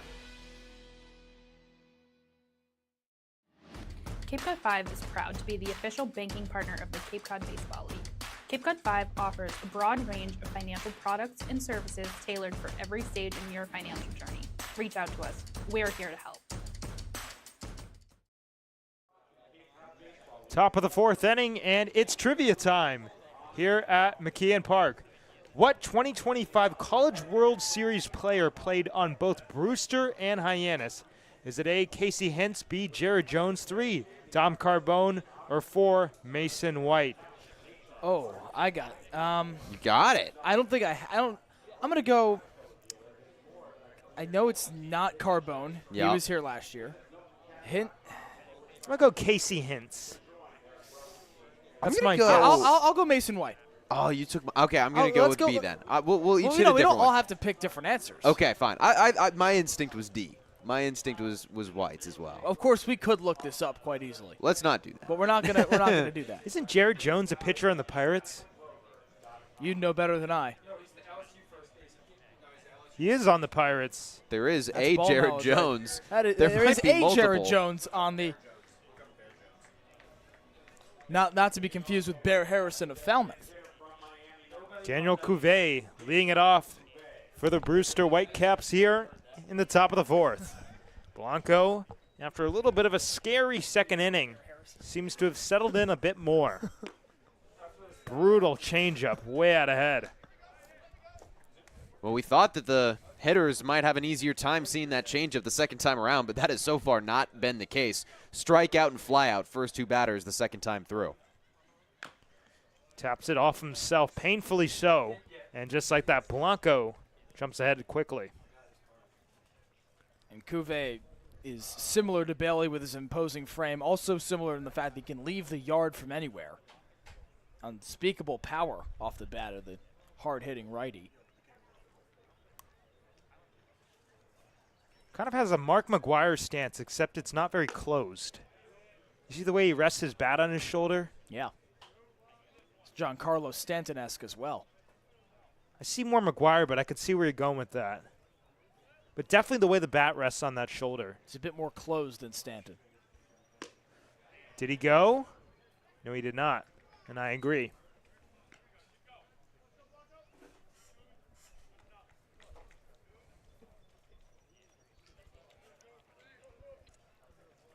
Center fielder Federico shaded towards left center. Lots of green grass in right center. 2-2. Hammer to left. Back goes Mura towards the warning track. He'll have to play it off the wall. Around first and heading for second. And that'll be a leadoff double for Daniel Cuvée. We know Cuvé's got power. Let's take another look at this one. He catches it beautifully. A hard hit ball. Just a couple feet more on the launch angle, and he could leave the yard on what would have been a frozen rope. Cuvé's got the power, and we see it there. You get to second base. Now this could be the rally for Brewster. It's probably got to be with the way Evan Blanco's pitching. His pitch count not too high. He could stretch to the 6th here if he gets lucky. It's only the second time that the Whitecaps have had a leadoff hitter on base in this ball game. The first leadoff hit that any of them have had. Carson Tinney takes outside. Again, one of 2 Brewster Whitecaps to go yard. The other guy waits on deck in Blake Sear. Tenney out of Highlands Ranch, Colorado. 1-0 fouled off the mask of Lackey, but he seems to be okay. It's a brutal position, catcher. You're on your knees all game long. You take one off the dome. You got to go right back in there. I heard once that the two most insane professions in the world are being a catcher and a hockey goalie. Oh. Yes, you're just asking to get pelted by something. 1-1 on the outside corner. I'd like to nominate football centers as well. You got to be a certain kind of crazy. Doesn't the average football player last like 3 years or something crazy like that, or is it even less? Take a look at Tom Brady or Ray Lewis. Well, you're talking about averages. A lot of these guys are in and out of the averages, league. But also these are players that don't get there just off how competitive it is. Big strikeout. After the leadoff double, he gets Tenney down swinging. Just the second K of the day, but it doesn't get any easier with Sear coming up to the dish. Only second K, but his second K in the last 4 at-bats. We'll take a look at our trivia answer now, and it's Mason White. Yes. Nice, Graham. So Graham takes the win on, in my opinion, pure guess. And Gio. Pure guess. That's, hey. I went more process of elimination. So if we're gonna break a tie here with the more impressive victory, it's going to go to Graham. I knew it wasn't Carbone. I wanted to I eliminated one. That should get me something, Max. I mean, I'm the guy who knows that Jared Jones is a pitcher in Major League Baseball. Oh, yeah. Okay. And you yes. And you guessed him, and you were wrong. On the hands, fouled off to the left, out of play. I will say, a much more favorable trivia question from the producers than last night's. Or is Jackie Bradley Jr. the answer? Last night must have been tough for Daniel Bottolino. He reminisces about the 2018 Red Sox outfield, and then he loses Rafael Devers. Yikes. Runner goes at second. He's in the third. Fielder's indifference there, and we got a righty warming up in the bullpen for Mitch Carricker and Hyannis. Daniel Bottolino catching a stray on the broadcast. Sorry, I'm sorry. I apologize. We will play Beat D-Bot for the 3rd night in a row, though. I'm rooting for you tonight, Daniel. Looks like chop fouled on the third base line. Looks like Tsubasa Tommy in the bullpen for what would be his first Hyannis appearance. And go lefty to righty, a couple of pitchers not cracking 6 feet. Tommy, the more egregious of the two, at a generous 5'7". And another big strikeout. With his back against the wall, he gets a back-to-back K right there. Gets Tenney, gets Sear. 3 Ks in the last 5 at-bats for Blanco, who's starting to rekindle that fire from his freshman season in which he struck out 99 batters in just over as many innings. And with his day maybe coming to an end with Tommy warming up, let's give Evan Blanco his flowers. He's looked dialed in from the first pitch to the next one he throws tonight. Big at-bat here. Charlie Melio fouls one off to the right. Williamson on the run towards the bullpen, but he'll have no play. And you look at the scorebook, only a few blemishes on the record for Evan Blanco. This has to jolt confidence going into the rest of the Cape League season and as he searches for a new home to play college baseball with him in the transfer portal. Melio walked back in the second. One of 2 walks issued by Blanco, and he takes outside. Count even at 1 ball and 1 strike apiece.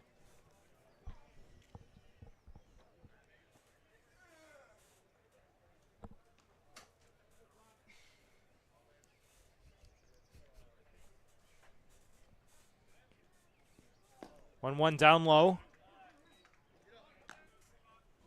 Every time that Evan Blanco has faced a big at-bat with a runner over on third base, he's answered the call. He's pitching with a lot of confidence. He's found the zone with that changeup so many times, and still the hitters can't really find it. Fastball right there on the outside corner. A good way to battle back. You do not want to go 3-1. Instead, it goes 2-2. With Eric Paulson waiting on deck. Paulson grounded into that 1-2-3 double play, and then they got the next guy out when they had the bases loaded and nobody out. But the 2-2 chopped to third. Schaffner plays it on a high hop, throws across the infield, and it's not in time. That will go down as an RBI single for Charlie Melio. And just like that, the Whitecaps cut the lead in half. It's 2-1 here in the top of the fourth. That was a really good swing of the bat. And fortunate that it kind of spun left, made the throw really hard on Schaffner. He had to sit back, wait, hop up and get it instead of charging in, getting it on a hop on the run, and being able to make the throw across the diamond. First run allowed for Hyannis pitching since the 7th inning of last game, and that could be the end for Evan Blanco, as out comes Mitch Carricker. Tsubasa Tommy does look ready in the bullpen.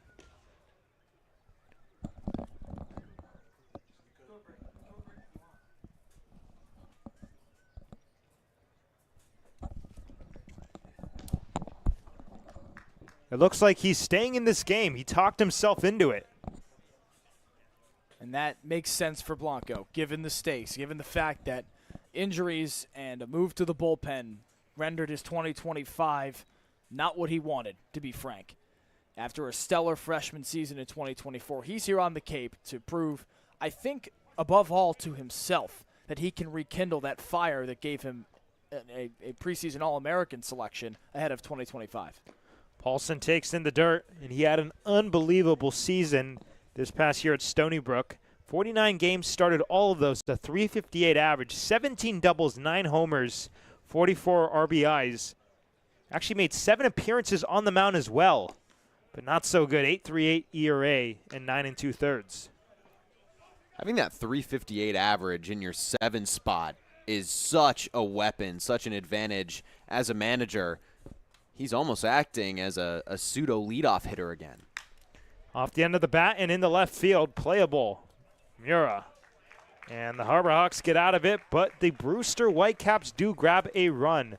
A 2-1 Hawks advantage as we'll head to the last of the fourth inning. Don't go anywhere. We'll be back in a moment. When it comes to delicious food, the best place to start is with great appliances. And Cam Appliances is your one-stop shop for any budget with brands like Thermador, Viking, Bosch, GE, and so much more. Cam Appliances, sales, delivery, installation, and service in the heart of your home with locations in Hyannis, Nantucket, and Hanover.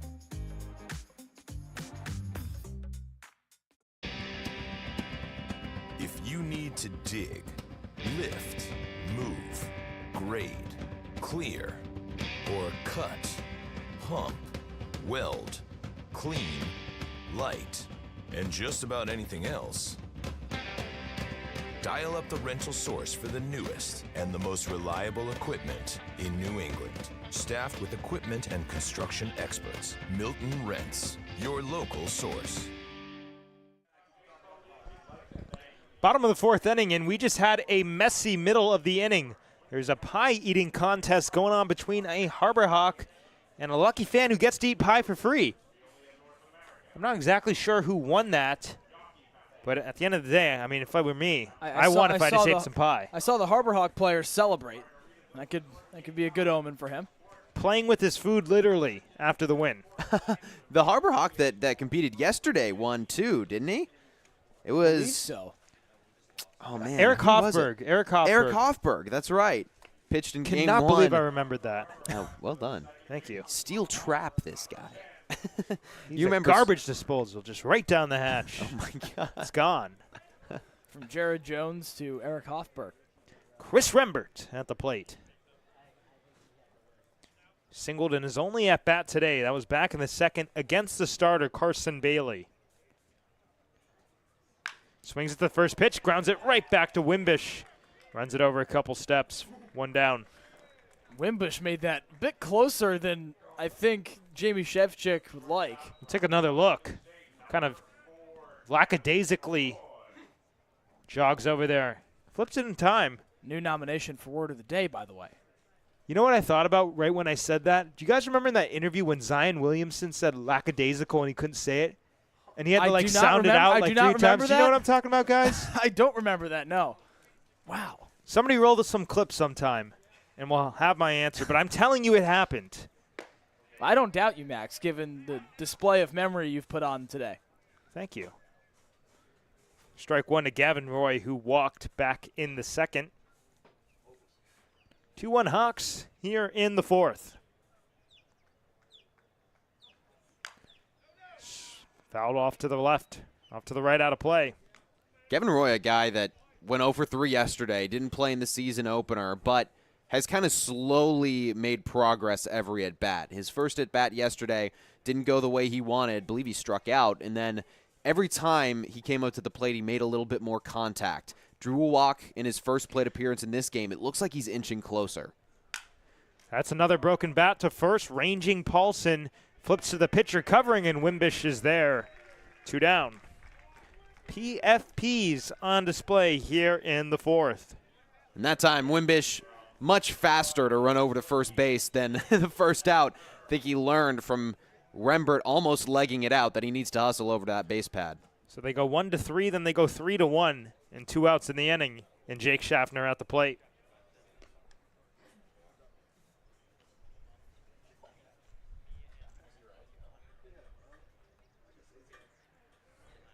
Schaffner grounded into a 5-2 fielder's choice. That was the play at the plate.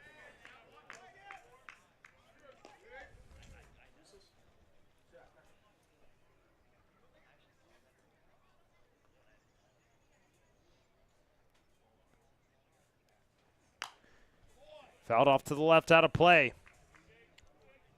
Was able to catch up with Schaffner before the game and asked him about just how this team is glued so well so early. It's really surprising. They've got great camaraderie already, and he said that they all get along really, really well. They've gone and done things together already.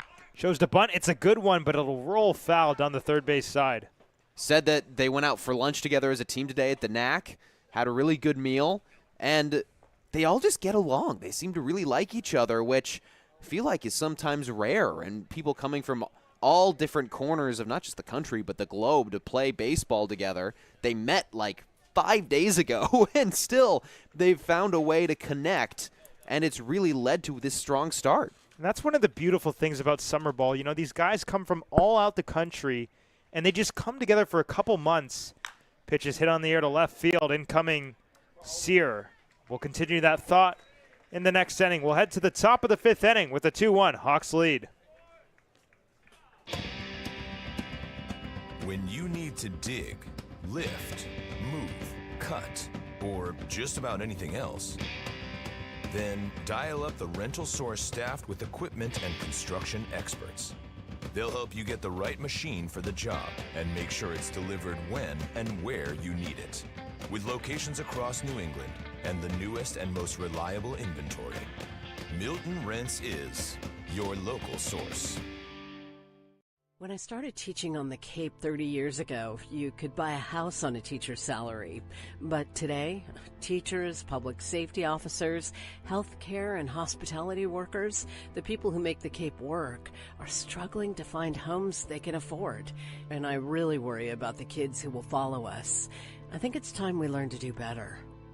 If housing on Cape Cod matters to you, join us at capehousingmatters.org. Here in the middle innings, top of the fifth, and Tsubasa Tommy making his Harbor Hawks debut on the hill. Out of Japan, going to be transferring to Hawaii and become a Rainbow Warrior and become teammates with the guy in left field, Matt Miura.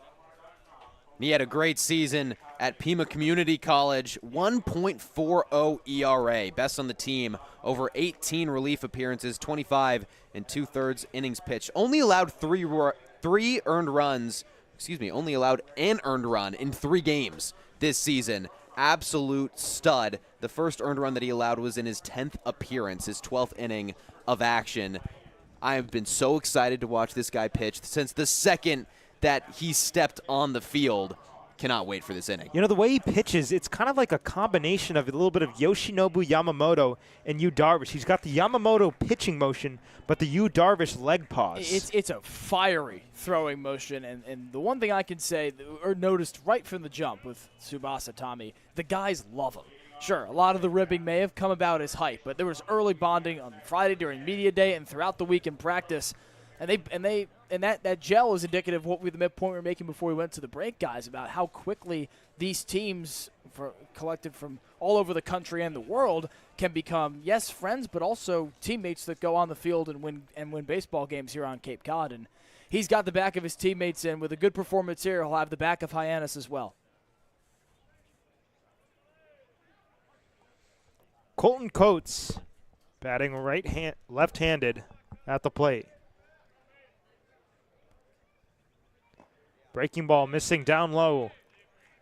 From what I can tell, Tommy pauses every time. At first I thought that he'd used it as a way to change speeds and just kind of mix up the batter, but the one instance that we saw in practice, it seems like he does it every time. Here it is again.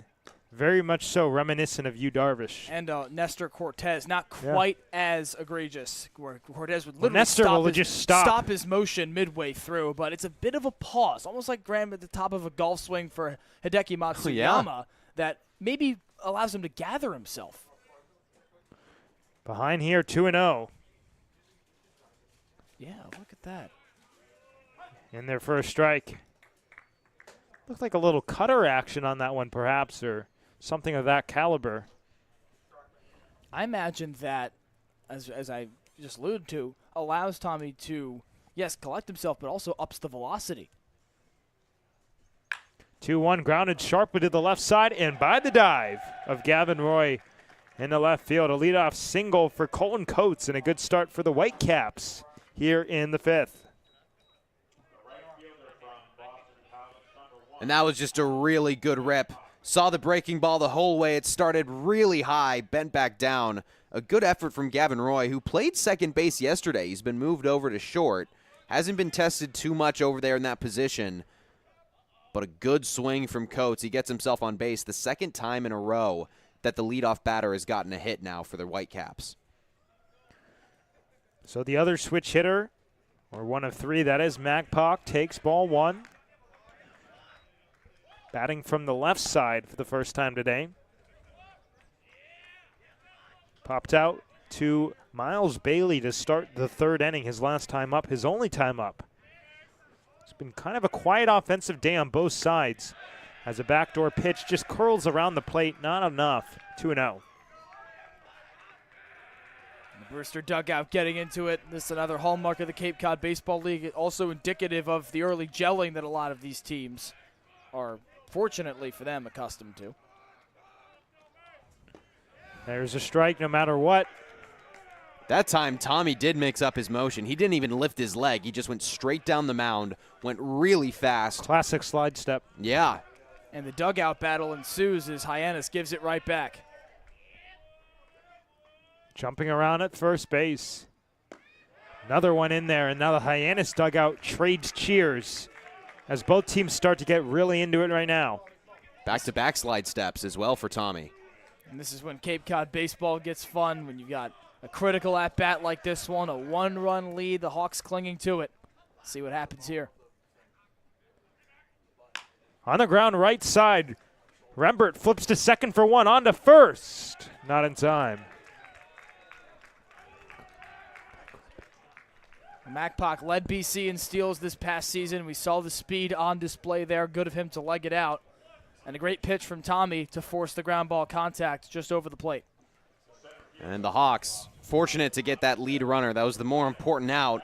And it looked like on the ground that Rembert might not have had enough time to go over to second because Coates got a really good leadoff hop. And that ball was slowly dribbling to him, but he made a quick throw. It was right on the money for Gavin Roy, and they cut down that lead runner. So top of the order, Josiah Ragsdale for the third time today. Backdoor pitch right there. Strikeout numero uno.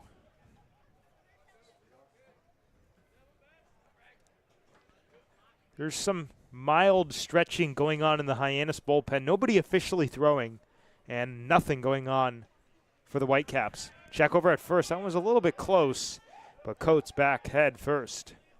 The Hyannis dugout loved that one because it was so close. Tommy threw a rifle over to first base. Got to count that on the pitch count. Yeah, it was pretty quick. You need the pitch meter for that. There's another one. Speedometer for both of those. Those were quick throwdowns. It's a good thing he's not like John Lester with the yips. Can't overthrow to first base. Spells trouble every time. Pretty healthy lead over there for Coates. Past the cut. Not running, but outside. This is a really big out for Tommy because then you get into the heart of the batting order. Wentz, Cuvée, and Tinney that are really, really talented, really hard hitting. With one out on the scoreboard, that could be deadly. Runner started and stopped, but still just foul play. He won't go anywhere. 2-1.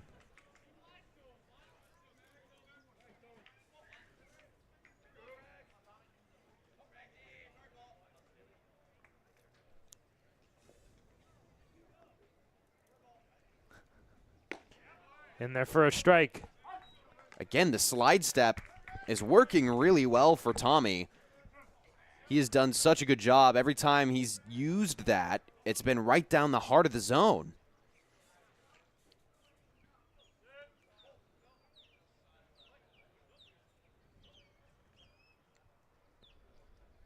The 2-2. Runner goes and stops, but this one's chopped. The shortstop, Roy, to his left, goes to first. His only play, dug out by Bailey. Nice play on both ends. Does advance the runner into. They're saying he's off the bag. Off the bag. Bailey stepped off it. I was going to say Ragsdale slowed down a bit at the end there. We'll take another look. Yeah. Oh. Whoa. It looked like he had that foot on the bag. But it was home plate umpire that said no. Take a look one more time in a moment. So there's the play at short. He's slowed down. Yeah, it looks like he's on. The umpire's looking right there. On the end. Well, wasn't that first base umpire that made the call? Strike one. That was from home and Joe Hilton. As he said, Graham. Tough break for Tommy. He's got to have the goldfish mentality we lauded yesterday and put it behind him to try and force it out here with the double play ball still in effect. Both runners go. The pitch is hammered on the ground and by the dive of Bailey. Here comes one run. They're going to get the windmill around. The throw will go to second base as the Brewster Whitecaps take the lead. And it's a 3-2 game. And the first time that the Harbor Hawks have trailed this entire season comes in the 5th inning of game number 3. Well, that's doubly impressive. Take another look. Wrapped it around that fair line. As I was beginning to say, Max, it's doubly impressive that the Harbor Hawks have just surrendered the lead for the first time all season long. And you've got two speedsters on the base pass, and Adam Macpock and Josiah Ragsdale, the BC bunch, 1 and 2 in steals for the Eagles respectively last season. And a good piece of hitting from Dalton Wentz to just sneak it by Miles Bailey diving towards the first base line. In there for strike one. Daniel Cuvée at the plate.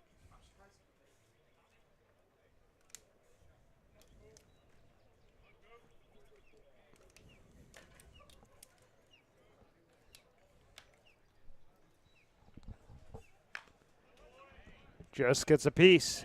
Tommy jumps ahead 0-2.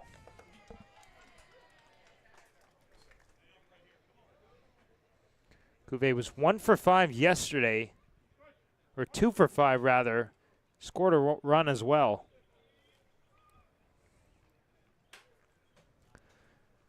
Whitecaps still threatening a runner in scoring position in less than 2 outs, and a big wipeout slider grabs an 0-2 advantage for Tsubasa Tommy.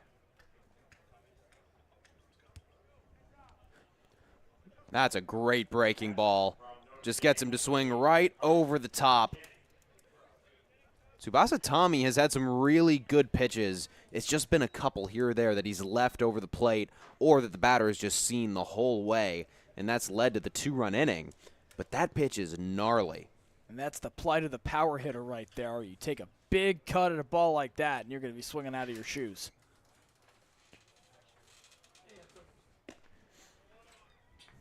Gets the call in the outside corner, 0-1.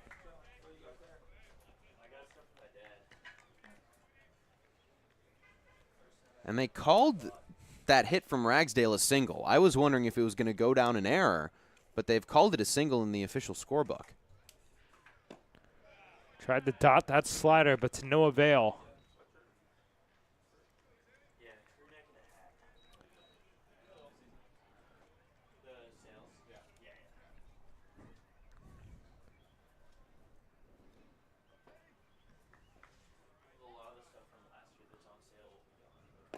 One, down low. That's a really good pitch. Starts in the heart of the zone and then just bends off. It's just a better eye from Carson Tinney. That breaking ball has worked well for Tommy. It's just the batters are seeing it well when it starts in the zone. Cuvée ahead 2-1 here. And he goes around. Big swing and a miss on that slider. It's been nice to see Tsubasa Tommy put the unfortunate break of the Dalton Wentz 2 RBI double behind him. Unleash a couple of breaking balls that have fooled Brewster batters both ahead and behind the pitch. Cuvée is expected to leave the Whitecaps in late June for USA training camp. But a dominant threat in the Brewster offense at the moment. First base is open, but a payoff pitch coming up with Wentz on second.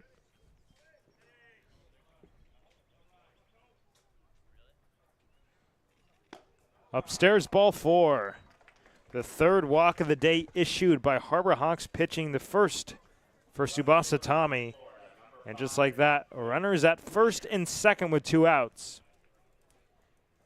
And that's something that the Hyannis pitching staff has not done a lot of. It's walk batters. They've kept that really clean in the score sheet. It's what's led to some really good pitching and some really good outings.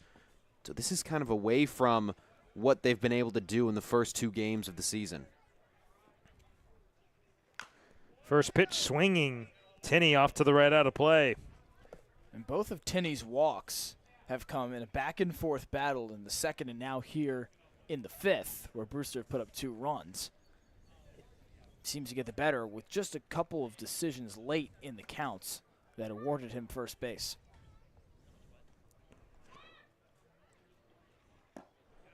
Fastball away. So 1-1. Tommy just needs to get ahead in this at-bat. It's when he falls behind is when he has a hard time seemingly to work his way back. This is a big upcoming pitch. Dancing at second base. 1-1 misses down low. Again, it's that low part of the plate. Just not a lot of leeway for the home plate umpire tonight. And I imagine that zone will continue to fluctuate as we saw it do so last night in Hyannis' win over Harwich.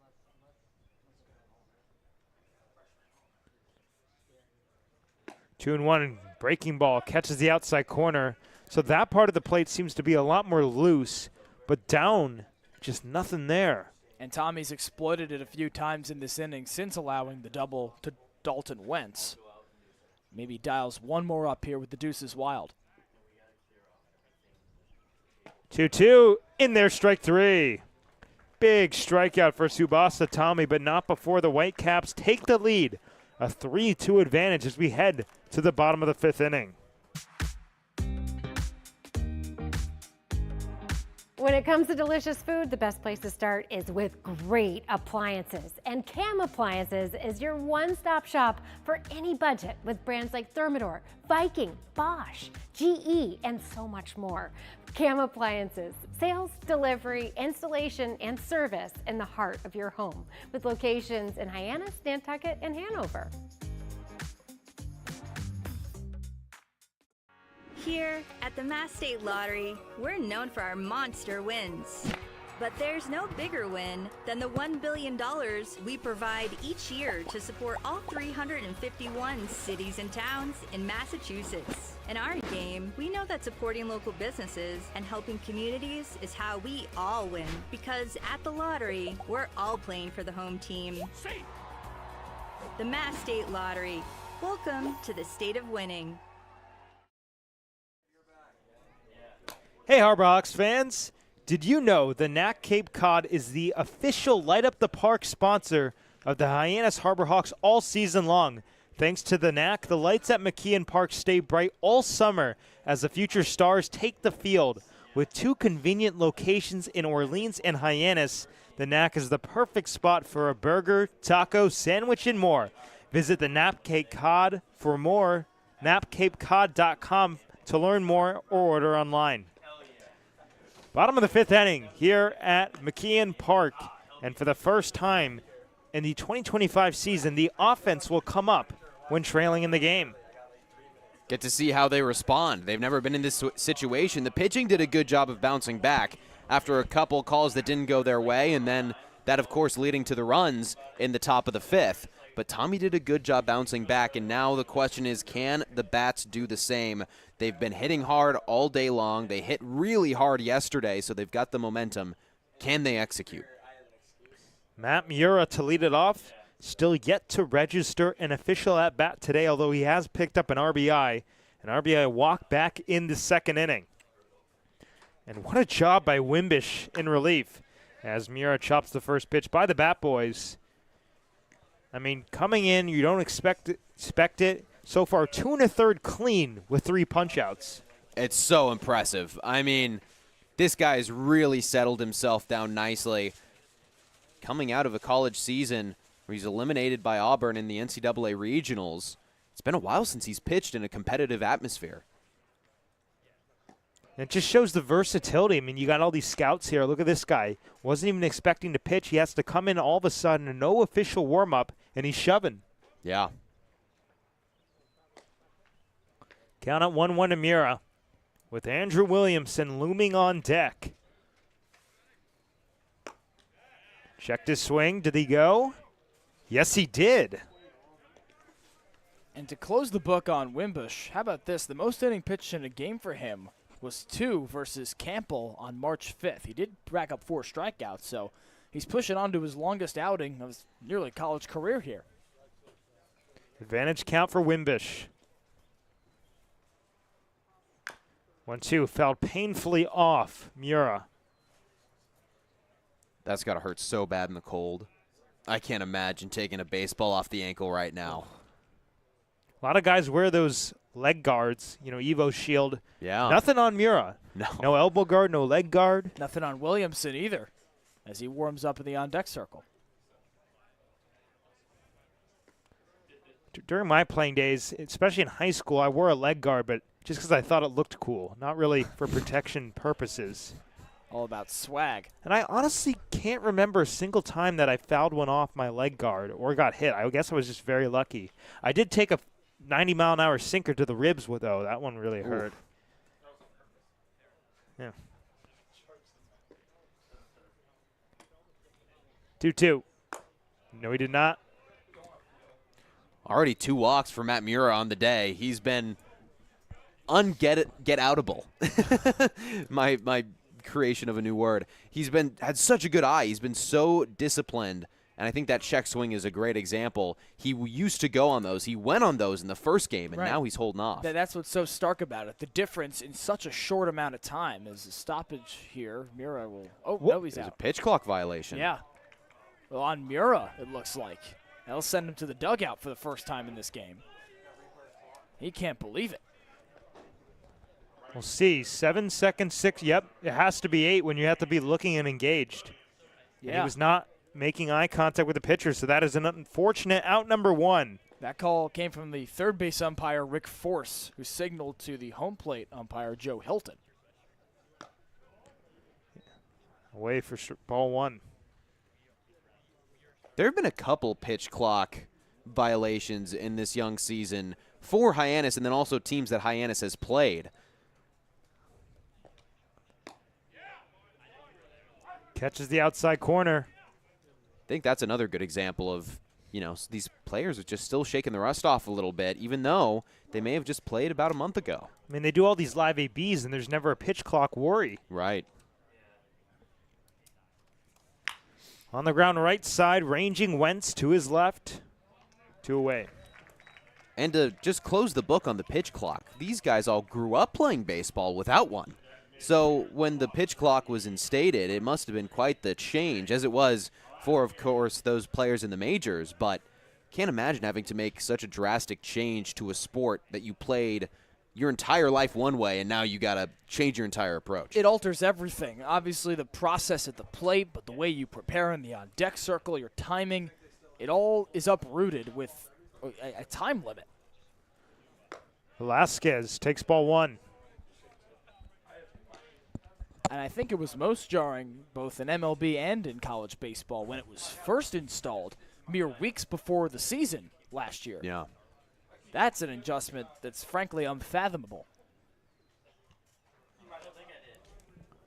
Well upstairs, and Tinney not even able to hold on to it.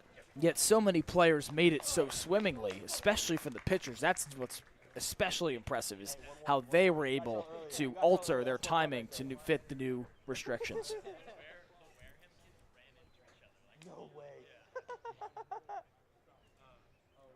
Advantage count for Ray Velasquez at the plate. 2-0, big swing and a foul back. A lot of action for the Hyannis Bat Boys early on, or Ball Boys rather.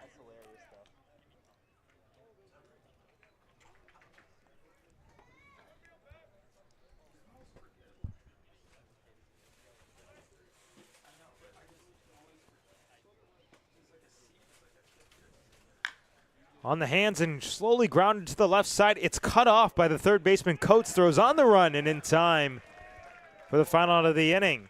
Well, the Harbor Hawks go down in order here in the 5th. We'll head to the top of the 6th inning. Stay with us. This will be your college. This will be your home. This is where you will join a community that supports you, cares about you, pushes you, cheers you on, challenges you, inspires you, helps you reach your dreams. Open your eyes to opportunity and your mind to possibility. Your future begins here. Make a difference. Leave your mark.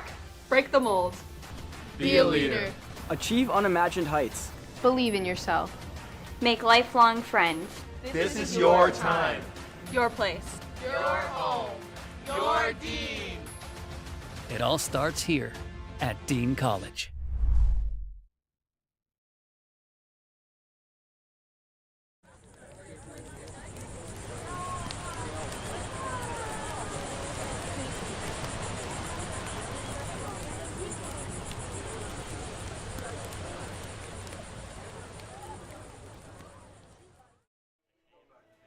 Back at McKeon Park, top of the 6th inning, and a new pitcher on the hill for Mitch Carricker. Subasa Tommy is out. Liberty Tyler August is in, but we're joined by our producer Daniel Bottolino in Beat D-Bot. And boy, do we have a good question for you. What is the mascot of UC Irvine? UC Irvine? So I'm going to try to explain why I know this. Wasn't that they had a really tall guy in one March Madness? But anyways, no explanation needed. It's the Anteaters. I told you guys I was Well too done. easy. Well 2 done. and 1. Congratulations, D-Bot D-Bot. takes the lead. You're welcome. D-Bot's getting too confident on this show. We need a good one next time. As the picker of the school, first of all, hats off to D-Bot. 2-1 record in now 3 outings of Beat D-Bot. But I did think that was going to get him. That one's on me, ladies and gentlemen. I mean, when I saw that, I'm a California guy. Yes, you're so California kids. D-Bot, I don't know if D-Bot's ever ventured to the West Coast, but He's not. Liberty Junior Tyler August on the hill. The Delaware transfer going off a 4.33 ERA in 27 innings this past season. And a first pitch strike to Blake Sear. Sear a single in the 2nd and a strikeout in the 4th. A 1-for-2 day for the Brewster left fielder.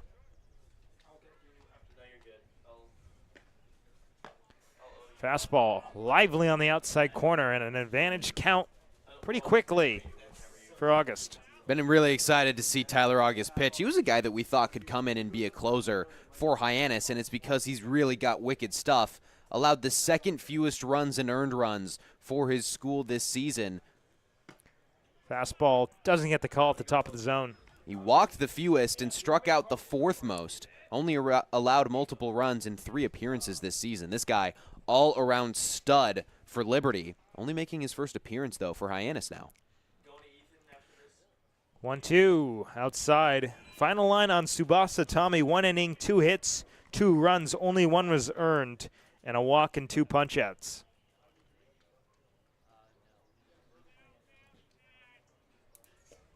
Unfortunate break for Tommy with the Ragsdale situation and then compounded by the Wentz double. But a good outing for him to start. On the ground left side, but foul out ahead.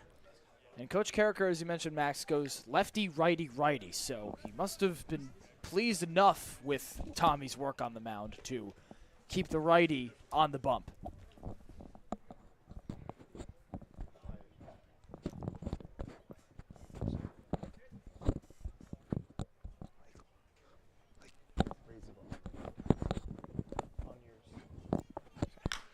Fouled off to the right, out of play.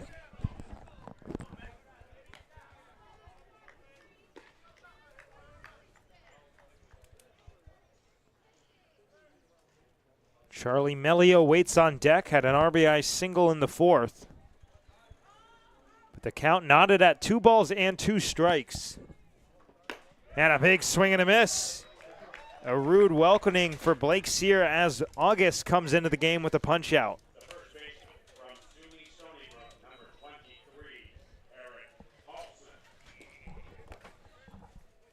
So that'll bring up Eric Paulson.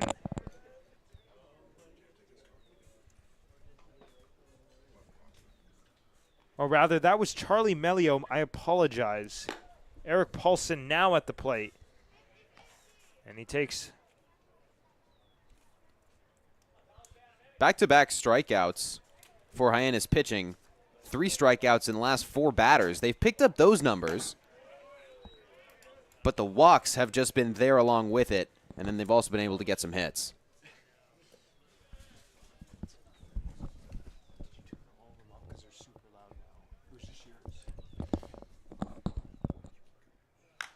Popped up left side, both Schaffner and Roy, and it's Roy calling and catching out number 2.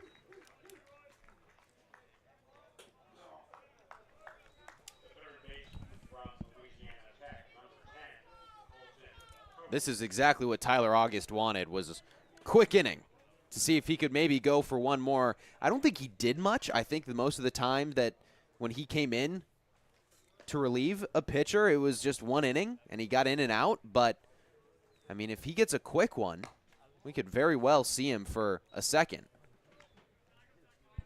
Kind of surprising that this is only the first appearance for August this season. Yeah. Especially when he was such a highly touted guy coming in to the summer.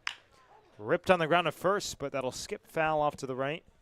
Hyannis is the fortunate problem of having a lot of guys that are highly touted, a lot of talent in the pitching staff. We've seen this season, they're up to 6 strikeouts on the game to go with 24 in the past 2 outings for Hyannis pitching. And so August lost in the shuffle of a lot of great peers. 1-1 outside.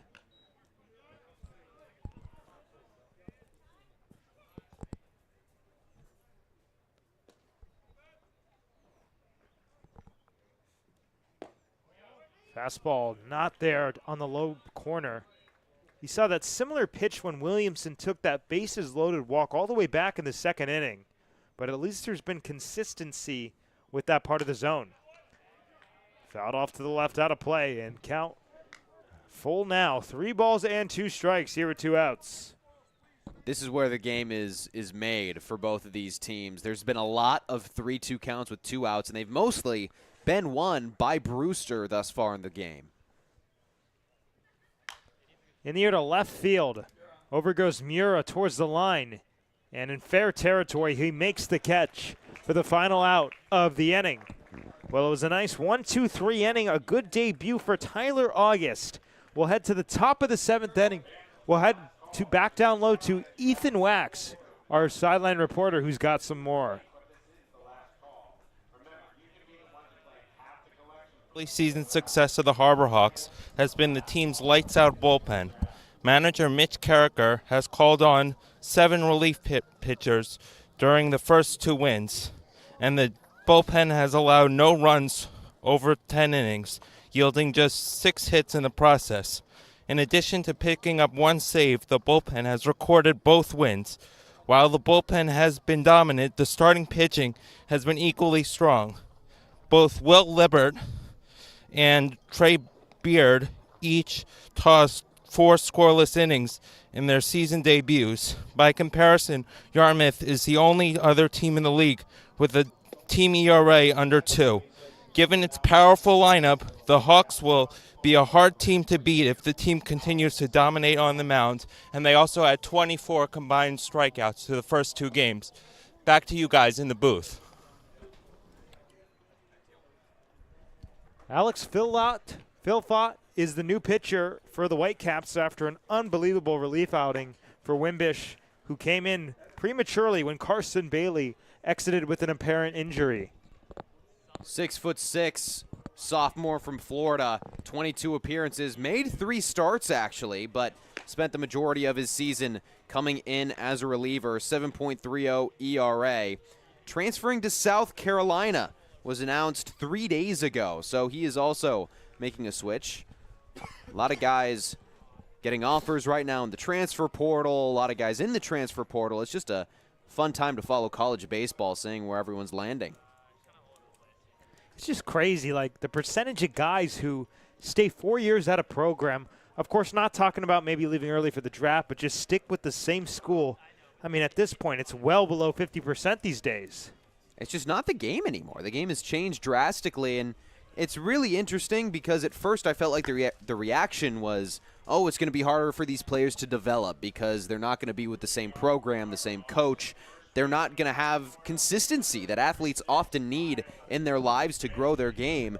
But now it almost feels like the narrative has shifted, and it's now, oh, transferring is a good test of how well you can adapt on the run. How well can you change your game to match what you need from a coach, from a team. And it's just so interesting because it's been so recent, this entire change. And like you said, it's flipped from a testament of perseverance to, okay, I'm going to work my way up the roster and into playing time where I am within the confines of my current program to, let me try something else, flipping hats completely and adapting to a whole different system. But it's the same form of adaptation and perseverance, yet just through different modes. Got a catcher's mask malfunction, or rather it's the back. A similar one we had earlier today. And it's given some issues to that catcher. Might be the earpiece of the pitch comm, is what we've come to realize. Yeah, it looks like they might be replacing a pack or a battery. That one might just be clean out now. Talk about novelties across baseball. This is certainly one of them. The pitch clock and the pitch communication system both instated at the same time. I mean, the game has just changed so much. It used to be, guy on second, you're going second sign, chasing 3. Now you just got to click a button, you hear it in your ear, and it's really changed kind of the mind games that runners on second base play with the pitcher. And to the point you made earlier, Max, about the potential for replay in the Cape Cod Baseball League, on the surface it seems unquestionable that it will not be introduced to the league, yet given the rapid speed of change across the sport, nothing's impossible. Popped up foul over our heads, out of play. This is a hard part of the lineup to be inserted for a relief appearance for Philpott, because you got to face Miles Bailey and then a really tough out in Hayden Federico, then Von Lackey. Bailey might have won a round. They checked. No, he did not. So the final line on Wimbish, 3 1/3 innings, no hits, no runs, no walks, and 4 strikeouts. That is a coach's dream in relief. 1-1 off to the left, out of play. Especially considering how unexpected that relief appearance was, or at least how early it came, because they thought that they were going to be able to lean on Carson Bailey for likely the rest of that second inning, but he had to come out because of what looked like an injury. And so it's such an impressive appearance from him. Bailey, a similar foul off to the left. You heard Graham say earlier that Bailey is eager to display a swing that he thinks is humming. We've seen a couple of great protections from him in this at-bat, but I know every Harbor Hawk fan here wants to see him leave the yard. 1-2 inside corner, and Bailey has not made a friend in the home plate umpire tonight. Another call he doesn't agree with, and a strikeout looking gets us started as it did in the third here in the sixth. Now 3 Ks on the night for Bailey, and the latter 2 have come off calls that he was not happy with, but great pitches from the Brewster pitchers. You have to give credit where credit is due. An excellent location from Philpott there on the breaking ball. So the switch hitting Federico at the plate for Hyannis. 0 for 1 with the walk. That walk was back in the second. Drew a lot of walks on opening day. It just shows the plate discipline this guy has. I mean, he had 2 walks on opening day, did not play yesterday, or he did play yesterday, did not record only recorded 1 walk, and he's already got 1 today.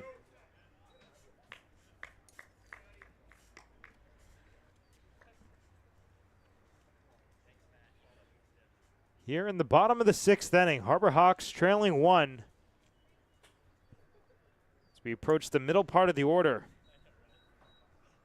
Federico swings and misses.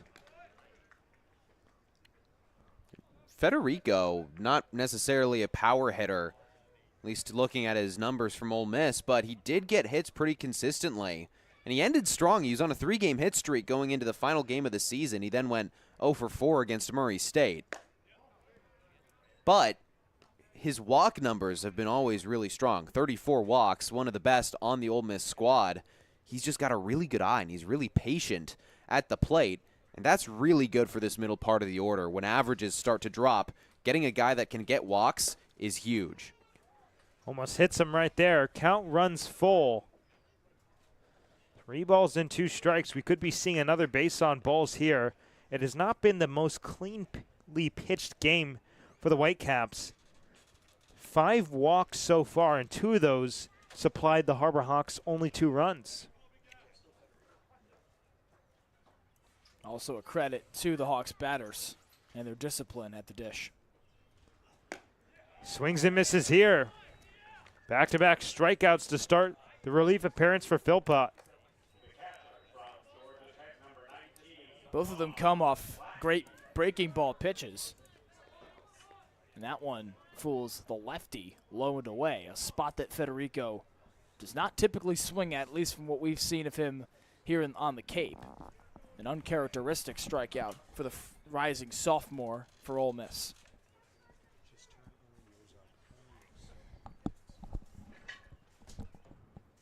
Von Lackey at the plate. On the hands, bloops it to short and into left field, a base hit. Well, they teach you the value of just putting it in play, and a refreshing continuation of the inning after the 2 strikeouts. And that's exactly what Lackey's been looking for. He didn't play in yesterday's game, has made some contact in this early ball game, that being back in the 2nd and 3rd innings, but just hadn't gotten that hit yet. That time just gets enough to take it over Melio. And that is a big hit just to show the rest of the order that it can be done. This batting order has really struggled in the past couple innings. Chris Lambert sends a fly ball to center field. Ragsdale has a beat. And that is that for the Harbor Hawks in the 6th. We head to the middle innings from McKeon Park, a 3-2 Brewster lead.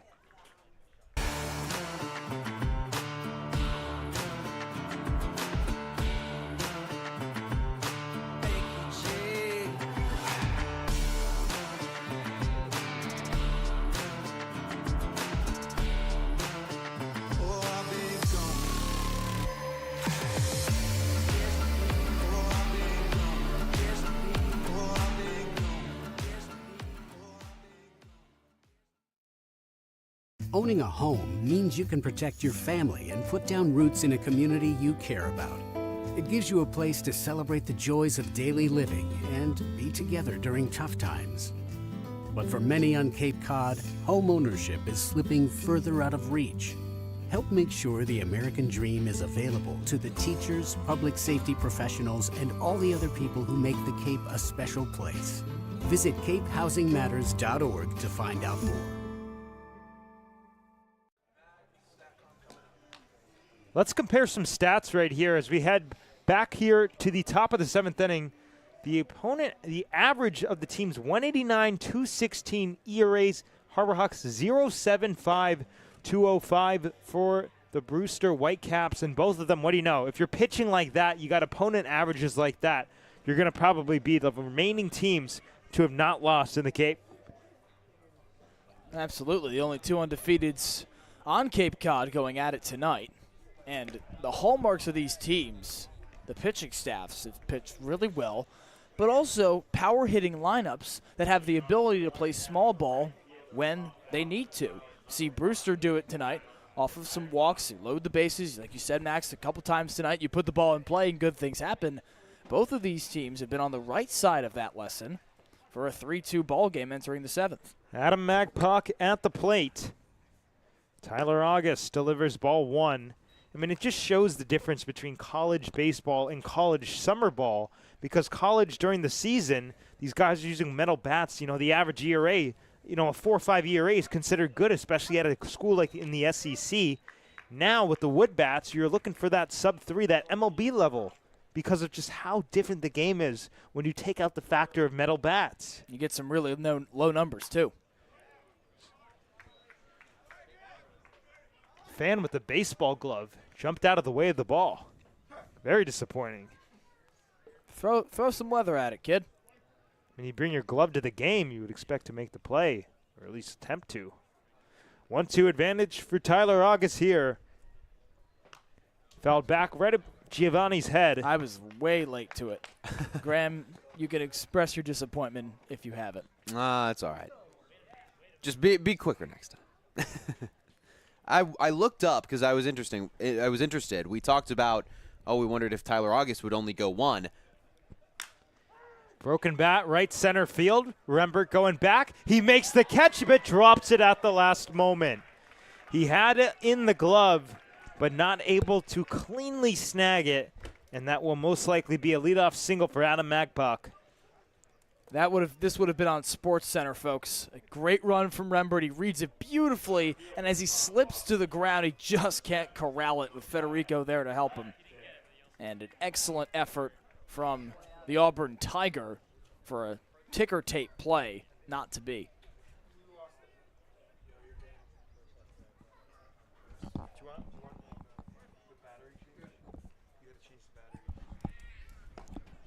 In there for ball low down.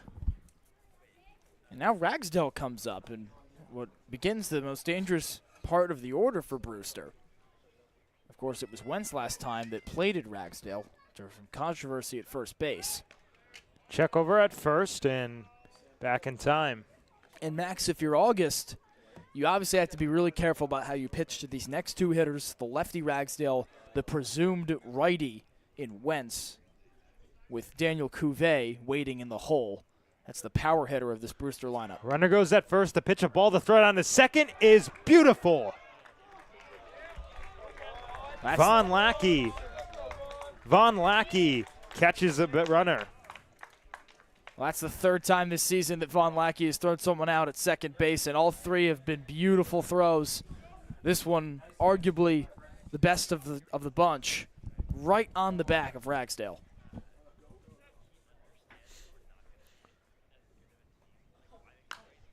Slap foul off to the left, out of play. The fan with the glove tried to make a play this time. A lot of cars kind of in peril on that side.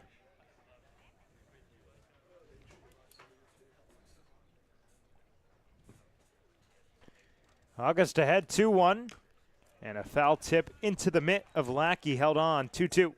This is coming way back to a point that feels like it was all the way from yesterday, but Tyler August, he wondered if he would come out for another inning after 1. He made 6 appearances with Liberty this last year, or I guess this last season. It's still 2025. He made 6 appearances that went for more than 1 inning.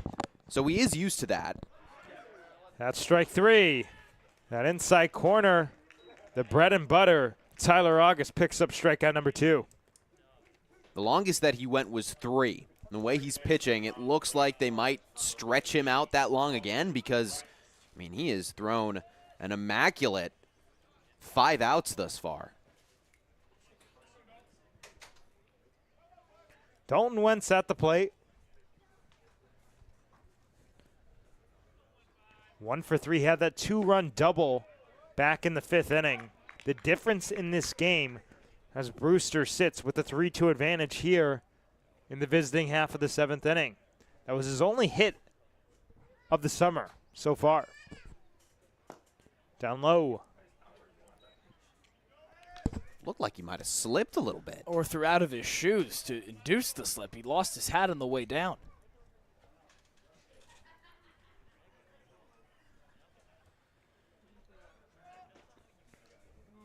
1-1 is popped up left side of the infield. Schaffner and Roy. It's Roy and the outfield grass there to make the catch. We've played 6.5. It's stretch time at McKeon Park. We'll be back in just a moment. Harbor Hawks coming up. Here at the Mass State Lottery, we know there's no bigger win than the $1 billion we provide each year to support all 351 cities and towns in Massachusetts. Now that's how we all win. The Mass State Lottery. Welcome to the state of winning. This week we've been working a lot with doing play-by-plays, just doing behind-the-scenes stuff with sports broadcasting, which I never really realized how much went into it, but it's been really cool. They've grown a lot. I've never really done like a program like this before, so like seeing all the behind-the-scenes have like really grown. I've learned how to really just gain confidence in my play-by-play speaking, and I've learned more terms here when it comes to directing and producing, and I've just had a great time with John Rook. Doing the play-by-play stuff and all that, being with a guy like John Rook, understanding what like the major kind of entails doing this camp, just really a preview for what you do here at Dean or any other college doing broadcasting, so I'm definitely more prepared to make this a job of mine. Take you around the league with the upcoming schedule here in the Cape Cod Baseball League season as we head to the bottom of the 7th inning. Harbor Hawks will be at Chatham tomorrow and at Bourne on Thursday after a league-wide off day on Wednesday. Then Friday it's here at McKeon Park versus Wareham. Then we head out to Cotuit on Saturday the 21st and back at home on Sunday the 22nd to take on Chatham. A couple of rematches here in the early goings for the Harbor Hawks. He opened up at Spillane Field against Wareham on Saturday. They'll go to Chatham tomorrow on Tuesday. A game at Veterans Field, a 7 o'clock start, the only 7 o'clock start on the Cape. And then you get both of them here at McKeon Park in the back half of the week. If we go around the league here a little bit, we see some of the scores from tonight. A winless Chatham squad up 7-0 over the Gatemen in the top of the 5th. 1-0 Harwich leads Falmouth at Gov Fuller Field. 8-2 Orleans over Cotuit.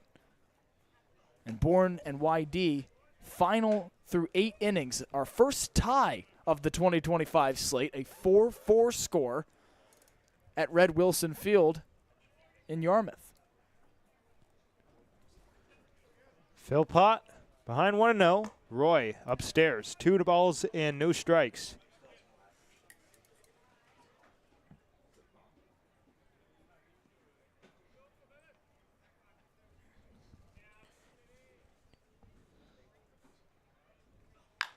On the hands and bloop to center field. Incoming Ragsdale.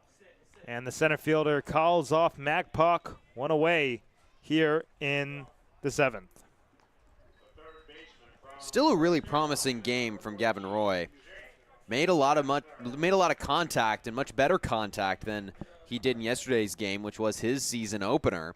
Drew that walk in the 2nd inning and then grounded out, flew out, but after a game where he really wasn't too competitive, not nearly as competitive as I know he hoped he would be. It's got to feel good to get that contact back a little bit. Jake Schaffner takes up and away. The bullpen for the Brewster Whitecaps today has been stellar. Not the greatest start for Carson Bailey, who left with an apparent injury, as Schaffner rips this one to first. Nice pick by Paulson. Flips to the pitcher, covering in time for the 3-1 put out. Paulson has been busy over there at first base. He's had to make a couple impressive plays. That one right in on the palm. In between hop. Yeah, he did a really good job of not letting it bounce off his palm as well, because that's that area where it can really come off strong.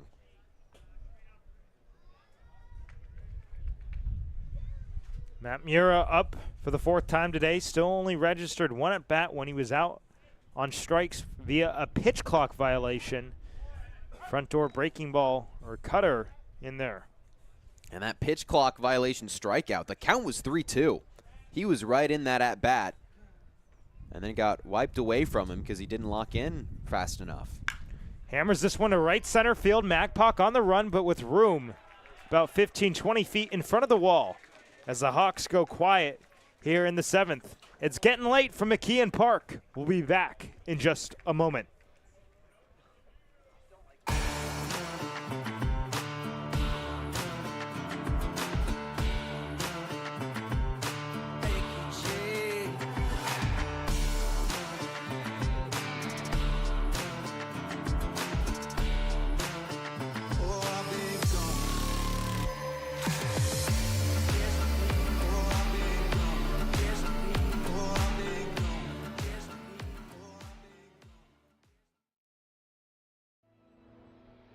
Your future begins at Dean College. Make a difference. Leave your mark. Break the mold. Be a leader. Achieve unimagined heights. Believe in yourself. Make lifelong friends. This is your time. Your place. Your home. Your Dean. It all starts here at Dean College.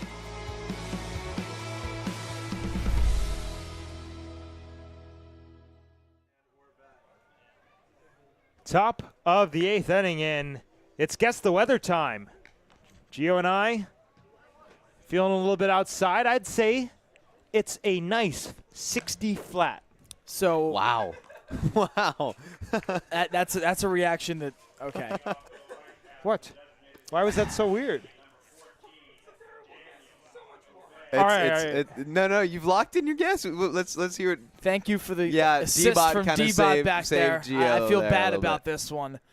Let's 66. go 7. Let's go like 70 flat. Yeah, 70, 71. All right. Well, I in the future I will be taking a guess because we've got a bug for this apparently. We didn't know. But the temperature right now is 73 degrees. Ooh, what? I'm not even cold. I don't know why I said that. Oh, that's not what the bug says here. We got differing Hey, answers. hey, So Max was a I'm little only 2 closer off. than you might suggest. Oh wow. The weather app says 73. Wow. The like Weather Channel. The Weather Channel's Channel. wrong. I was okay. The bug says 62. It's 62. Wow. All So right. It's Schwartzberg 62. from the back row. Schwartzberg. Stop preying on my downfall, guys. Daniel Bottolino just laughing in my face a moment ago, and I was only off by 2 degrees.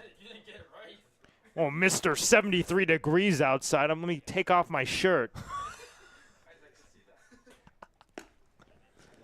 1-2 outside. And this is a dangerous hitter for Tyler August. He has done swimmingly so far, maneuvering through 6 Whitecaps in a row.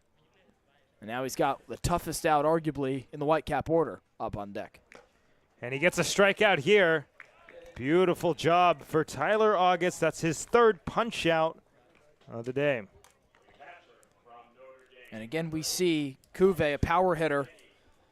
Sometimes big hitters fall into traps of over-swinging, and that's exactly what Cuvée did here behind the fastball from August and tried to put that one to the 2 ladders out in left center field.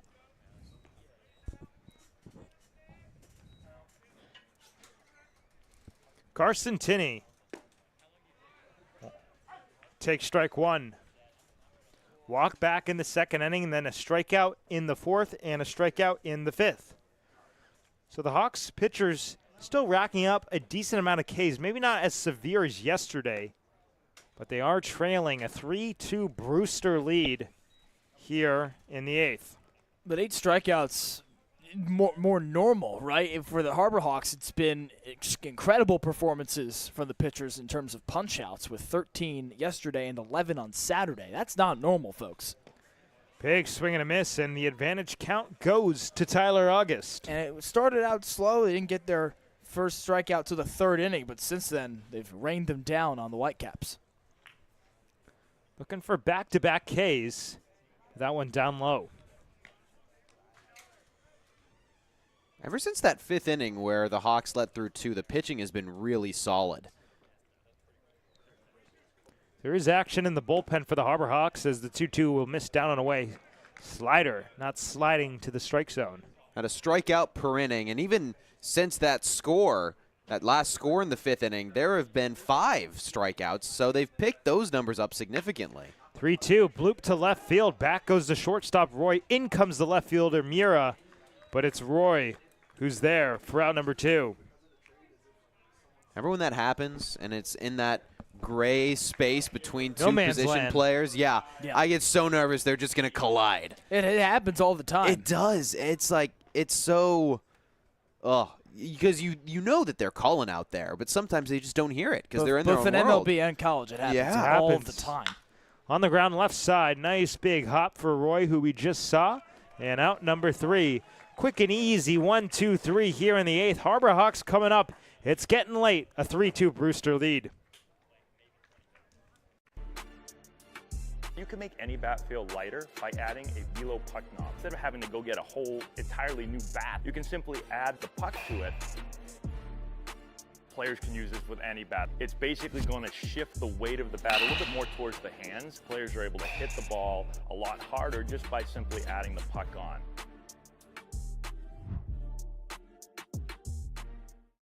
Here at the Mass State Lottery, we're known for our monster wins. But there's no bigger win than the $1 billion we provide each year to support all 351 cities and towns in Massachusetts. In our game, we know that supporting local businesses and helping communities is how we all win. Because at the lottery, we're all playing for the home team. The Mass State Lottery. Welcome to the state of winning. Lock in, gents. Back here at McKeon Park, it's getting late. Bottom of the 8th inning. Alex Philpott still on the mound for Brewster. And due up, Andrew Williamson, Ray Velasquez, Miles Bailey. It's 2-3-4. The big guns, to say the least, for the Harbor Hawks. If there's someone you want leading off an important inning, it is Andrew Williamson, the right fielder. He has such a good eye. He's got such good discipline, and he's got the best power on the team. Frankly, kind of surprising he doesn't lead off. He could be like a Shohei Ohtani-esque where he might have the best power, but you want to maximize this guy's at-bats. You And want to give Ohtani's him. pitching tonight. Did you know that? He is pitching For the tonight. first time in what feels like forever. Your I Dodgers know. against my Padres. That's Oh, right. the Grand Max Bowl. That's going to be fun. But to get back to the point, Williamson, this sets the tone for the inning. This is the guy who has almost stepped into the captain role, at least from our eyes. There is no official captain, but he is taken charge for this team. The Harbor Hawks haven't had their leadoff runner reach since the 2nd inning. And that has been very uncharacteristic of the first 2 games we've seen, and the Hawks, of course, coming out on the winning side of it. But Williamson at the plate, swings, taps one slowly back to the mound. Philpott fields his position. Out number 1. Nearly booted by Philpott. He's lucky to corral this ball after it hits in and out of his mitt. Williamson gives it a good effort on the run out, but the pitcher beats him with a toss, and that is a huge out for the pitcher. And all it took was one pitch. That is picture perfect for Philpott. Could not have asked for a more convenient and more effective at-bat. It feels like Brewster's lead is much bigger than it really is. I mean, the tying run in all these at-bats at the current moment is at the plate. It's just the inability right now for Hyannis to get on base. It feels like it's a challenge. It really is. Almost the reverse of what Hyannis pitching has been doing to their opponents in the last 2 games. Blows him by. Blows the fastball by him. This is what the Wareham game kind of felt like it would have been if there weren't as many walks. Because Hyannis' bats weren't really working that well, but they got helped out so much by the free bases. I mean, that's a good point, Graham, because Hyannis did explode in that 8th inning, but that was largely because of sloppy play by Wareham. Yes, they had a couple big hits, of course, the Matt Mura 2-run single, but, I mean, that wasn't a game, at least offensively, that you could honestly walk away and say, as this is lined to left, that's going to get down for a base hit and roll. Around first, Velasquez on his way to second. It's cleaned out by Sear and left. The play at second is late. Well, here we go. Runner in scoring position for the Harbor Hawks. Really, really close here. So we take another look. Piece of hitting from Velasquez to scoop that pitch and golf it into left field. There's the throw down. Yeah, he's in. So great call from the umpire. You thought in live time that they may have gotten him? Those plays are always so close. I mean, in live time, I thought he was very safe. Tie does go to the runner. That's actually not a rule. And that's only on force plays. Right. It's also in an inherited rule. It's one of those weird things about baseball. There's so many subjective rules. An unwritten rules. rule. Right. You know, there's no actually official ruling on what a check swing is. Like, there's nothing called like, oh, his hands broke the plane. That's not actually a real rule. It's a complete subjective call from an umpire. But it is still a rule that if you break the plane, you go around at a pitch, it's called a strike. Well, sure, but I'm talking about on specific check swings. Right. Saying, oh, on a swing-to-swing basis, you see here his wrist broke around. That's not actually a real rule. It's all subjective, and that's where tie goes to the runner comes in. Velasquez in scoring position. Bailey, big swing. And I think he had one thing on his mind right there, and it was the outfield wall. And Bailey has really struggled in this game. 3 at-bats, 3 Ks. All that can change with one swing of the bat, but he has not had his best eye. Fouled back towards us. Bailey with his back against the door of the Golden Sombrero. He hasn't been helped by the fact that on 2 strike pitches to Bailey, Brewster pitching has absolutely dotted up the zone, throwing some incredible locations to the power-hitting lefty. Definitely imperative that Bailey puts this ball in play. Down low. I mean, at the very least, a ground ball right side, it will move him to third, but there will be 2 outs in the inning. But, of course, you'll take that over a strikeout of any caliber. There is action in the Brewster bullpen.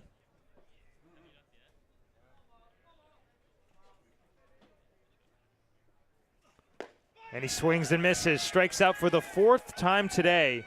A tough day at the plate for Miles Bailey. Just shows you how tough the game of baseball is. This is a guy who had a prolific freshman season at Florida State. And then today, 0 for 4 with 4 strikeouts. But that's not to say the guy's not an incredible baseball player. It's just such an unforgiving game. And you have tough days. It's a lot like golf too, Graham. I'm sure you know that. It's a lot like broadcasting. Even a lot like life. Even Tiger Woods had tough days on the course. Federico, ball 1. And it's all about the response, right? I mean, that's always what is measured. If we use the golf example, a good golfer, it's after a bad hole, how do you play the next? After a bad game, how do you play the next? So Miles Bailey going to Chatham has a really good opportunity to bounce back and prove that he's the guy that the stats say he is. Federico fouls this one off the catcher, Tinney. And that would honestly, I think, impress MLB scouts more than if he continued to rake every game, because it shows you that you can respond to adversity that is not only frequent, but a guarantee. You're going to struggle at some point, no matter what level you're at, no matter how much success you've had. I mean, we said it yesterday. This is a game where you're considered an all-time great if you fail 7 out of 10 times. There's no other game like that.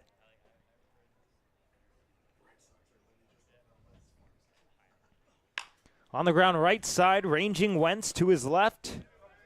And the Harbor Hawks, the book is closed in the 8th. If they're going to win this game, it will have to be on a walk-off. We head to the top of the 9th inning, a 3-2 Brewster lead. Get ready for big results with our small machines. With more power, performance, comfort, and savings, they're ready for every job. And we're ready with plenty of inventory, the best support in the business, same-day parts availability, and locations across the Northeast. So you can always be ready to work. Milton Cat, always ready.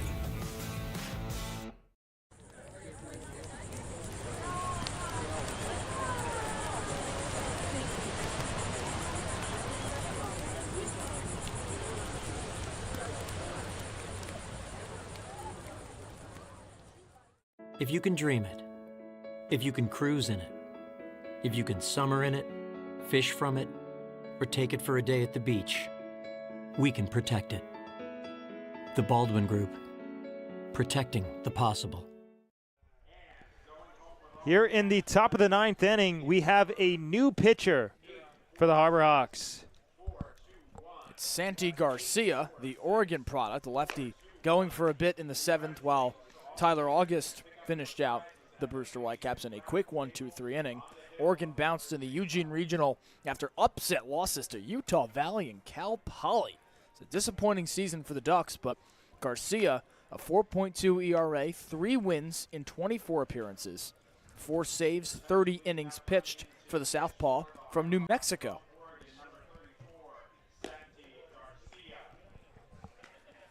Garcia transferred to Oregon after his freshman year at Central Arizona Community College. Las Cruces High School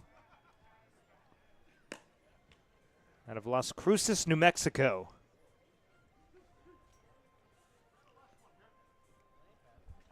Harbor Hawks just today, the bats have really, really gone cold. And as I mentioned, the second inning, the last time they've had a leadoff hitter reach. And you got to think that just kills your momentum when you're trying to get a rally going. Absolutely, and it's as much a credit to Brewster's pitching. They've given pitches to Harbor Hawk hitters that the Harbor Hawks haven't liked. It's not that they've been unable to hit them; it's that they've taken ill-advised swings at them. It's Brewster. That's what good pitching does to a very good lineup, and that's how you beat it. So Charlie Melio digs in to the right-handed batter's box, an RBI single back in the 4th inning. Took a walk in the 2nd, but struck out in the 6th. Down low in the dirt for ball 1.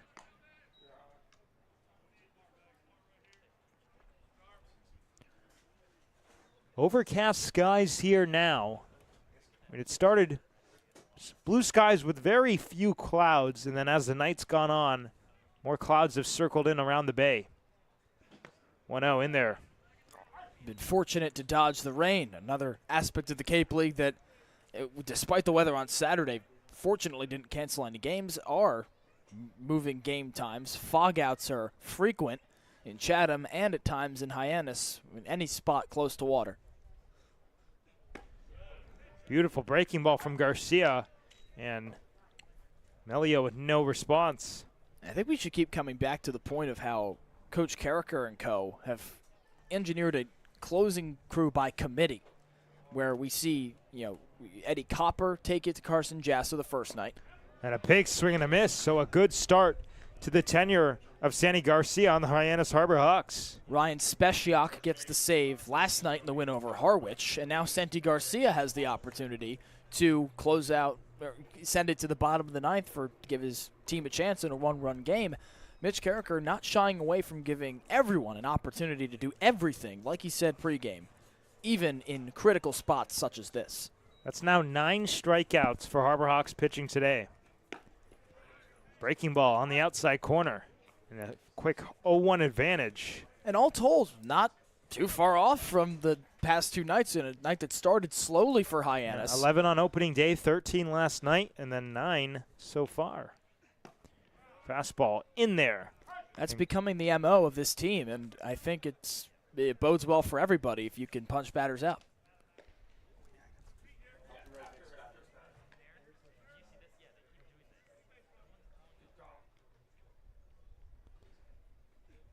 Oh-2 chopped to left side, both shortstop and third baseman ranging. It's Roy for out number 2. This broadcast is a copyrighted production of the Cape Cod Baseball League. Any unauthorized duplication, retransmission, or other use is strictly prohibited.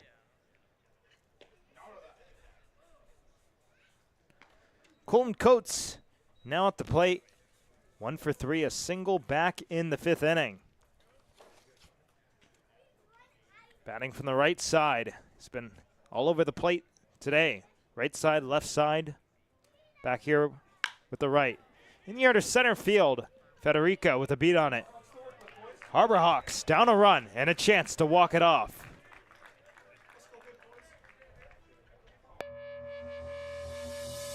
This week we've been working a lot with doing play-by-plays, just doing behind-the-scenes stuff with sports broadcasting, which I never really realized how much went into it, but it's been really cool. They've grown a lot. I've never really done like a program like this before, so like seeing all the behind the scenes have like really grown. I've learned how to really just gain confidence in my play-by-play speaking, and I've learned more terms here when it comes to directing and producing, and I've just had a great time with John Rook. Doing the play-by-play stuff and all that, being with a guy like John Rook, understanding what like the major kind of entails doing this camp, just really a preview for what you do here at Dean or any other college doing broadcasting, so I'm definitely more prepared to make this a job of mine. Cape Cod 5 is proud to be the official banking partner of the Cape Cod Baseball League. Cape Cod 5 offers a broad range of financial products and services tailored for every stage in your financial journey. Reach out to us. We're here to help. We have a new pitcher here in the bottom of the 9th inning, Kyle Kipp out of Boston College. 17 appearances, 8 games this last spring, an 8.48 ERA and 40 1/3. And the Harbor Hawks, Von Lackey due up. It'll be 6-7-8. Lackey, Chris Rembert, Gavin Roy. Anybody gets on, Jake Schaffner will have a chance. In the Harbor Hawks, it's just been a quiet night all around offensively. And it very well could stay that way because Kip's got a very healthy mix of pitches. He's got that fastball that he'll throw a third of a time. Also a good sinker that he throws about a third of a time. We'll mix in a changeup and a slider a lot of the time as well. So you really never know what you're going to see from this guy. He mixes it up very well. He's got a good season under his belt from Boston College despite a little bit of an inflated ERA. But he's got a great opportunity to settle in early on the Cape here tonight. How about 35 strikeouts and those 40 1/3, but the walks 18 and 40 1/3. So probably just a little bit high on the hits. And the Harbor Hawks, they got dangerous hitters all throughout the starting 9. Of course, not in that fat part of the order that, you know, if you're a Hyannis fan, you'd love to see up right now. But still, Lackey is dangerous. So is Rembert. And, of course, you got, you know, as you mentioned earlier, Schaffner working as like a second leadoff man. And that's where the decision for Mitch Carricker to put Schaffner in the 9 hole might pay off for him if he can get a runner on base, or it would be a shame he comes to the plate with 2 outs, but that's exactly the point of a second leadoff in a situation like this. Down by a run, bottom of the 9th, no one out. Starts now for Hyannis. And Schaffner led off yesterday's game, that 4-1 win over Harwich. But Lackey, a single in his last at-bat in the 6th. First pitch fastball in the inside corner. He took that the whole way. Wanted to see what he's looking at from Kyle Kipp. Von Lackey, another good guy to have lead off an inning. Tied for the most hits at Georgia Tech in 2025. He has lived in the top half of the order for the entirety of the season.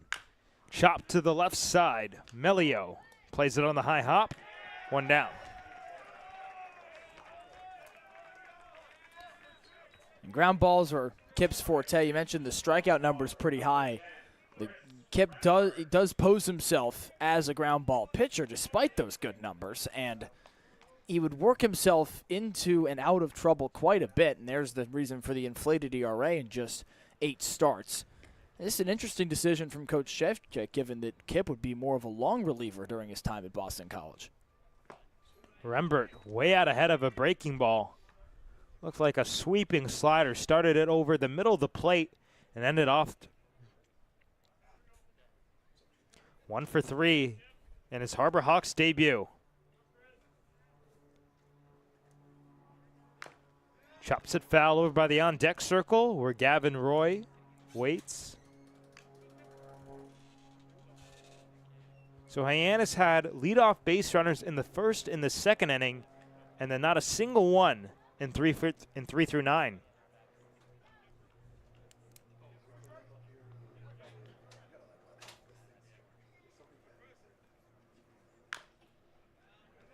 Out ahead, third base side. We'll do it again. Even though he hasn't had the night he probably hoped, Rembert, you could see the bones of why he's such a good player. Similar to Williamson, nothing on the ground with him despite that chopper down the third base line. And a wild swing and a miss on Rembert. Wipe out breaking ball. And just like that, the Harbor Hawks down to their final out. Take a look at it again, and just you could see swoops right out of the zone. Nasty stuff from Kip.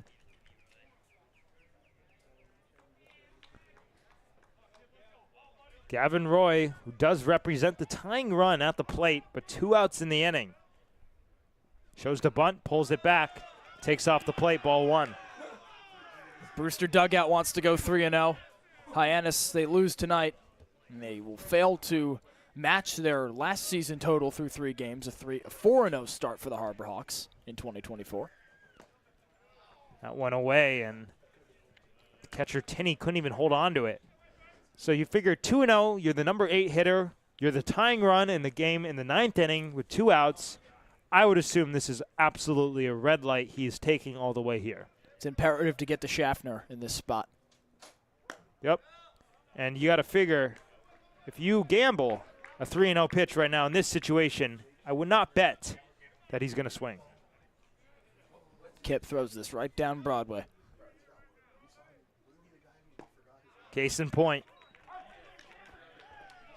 That's the only thing you can do for a pitcher, obviously, to get, not put the runner on base, but for Roy, the red light there, again, increases the chances of extending the inning and getting to your second leadoff man, and Jake Schaffner on deck right now. 3-1 is up and in, ball 4, and just like that, tying run now at first base. And that's going to boost the confidence of Gavin Roy. This is his second appearance on base. Still doesn't have a hit, no contact yet. But anytime you're aboard, it juices you up to that next at-bat to potentially further it. Sometimes that's all you need. The rest of your order, see a walk, and Schaffner, exactly who you want on the plate at this point in the ball game. Very few have been better in the early games. Schaffner swinging at the first pitch very late and inside the Hyannis dugout down the third base line. A couple Harbor Hawks jumping out of the way of the ball. 6 stolen bases this past spring at Auburn in 57 games for Rembert. So not, stereotypical blazing speed. Schaffner fights it foul off to the left out of play, and just like that, the Harbor Hawks are down to their final strike.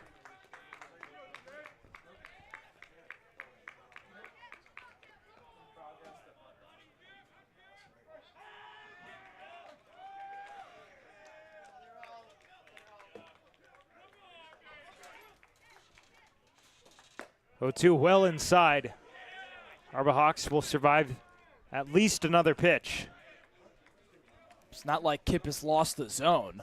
That one, not a great example of that, but he throws one more of these breaking balls low and away, tries to fool Schaffner. I think he gets him to chase here outside the box. In the air to left field, shallow, incoming comes Sear, and he makes the catch. And the Harbor Hawks are defeated for the first time in the 2025 season, as Brewster remains the only team left to have exhibited a loss.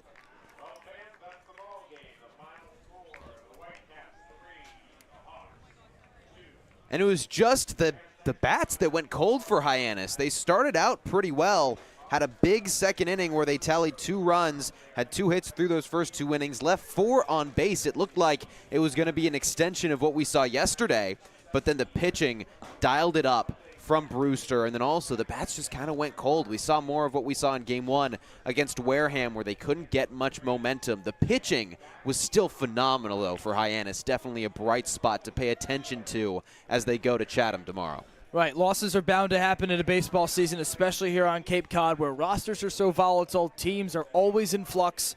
Some not devoid of positives for Hyannis. He still struck out 9 batters for your pitching staff, so that ups it now to 33 on the season. Just an incredible number to average 11 strikeouts per game across 3 outings. And for Evan Blanco especially, this was a very good outing for him, coming off of a 2025 that he probably was not very satisfied with, given the way he played in 2024, 99 strikeouts and an All-American selection before the 2025 season. He pitched pretty well tonight, and Brewster got some good breaks, tagged him for some runs, and that's the difference in baseball at any level, whether you're on the Cape, in college, or in MLB. Well, a 3-2 final score. Brewster wins this one over Hyannis. For producers, Daniel Bottolino, Sam Montag, Charlie Adams, sideline reporters Ethan Wax, Ava Fernandez, Graham Nash, and Giovanni Collada. I'm Max Schwartzberg saying thank you, and we'll talk to you tomorrow.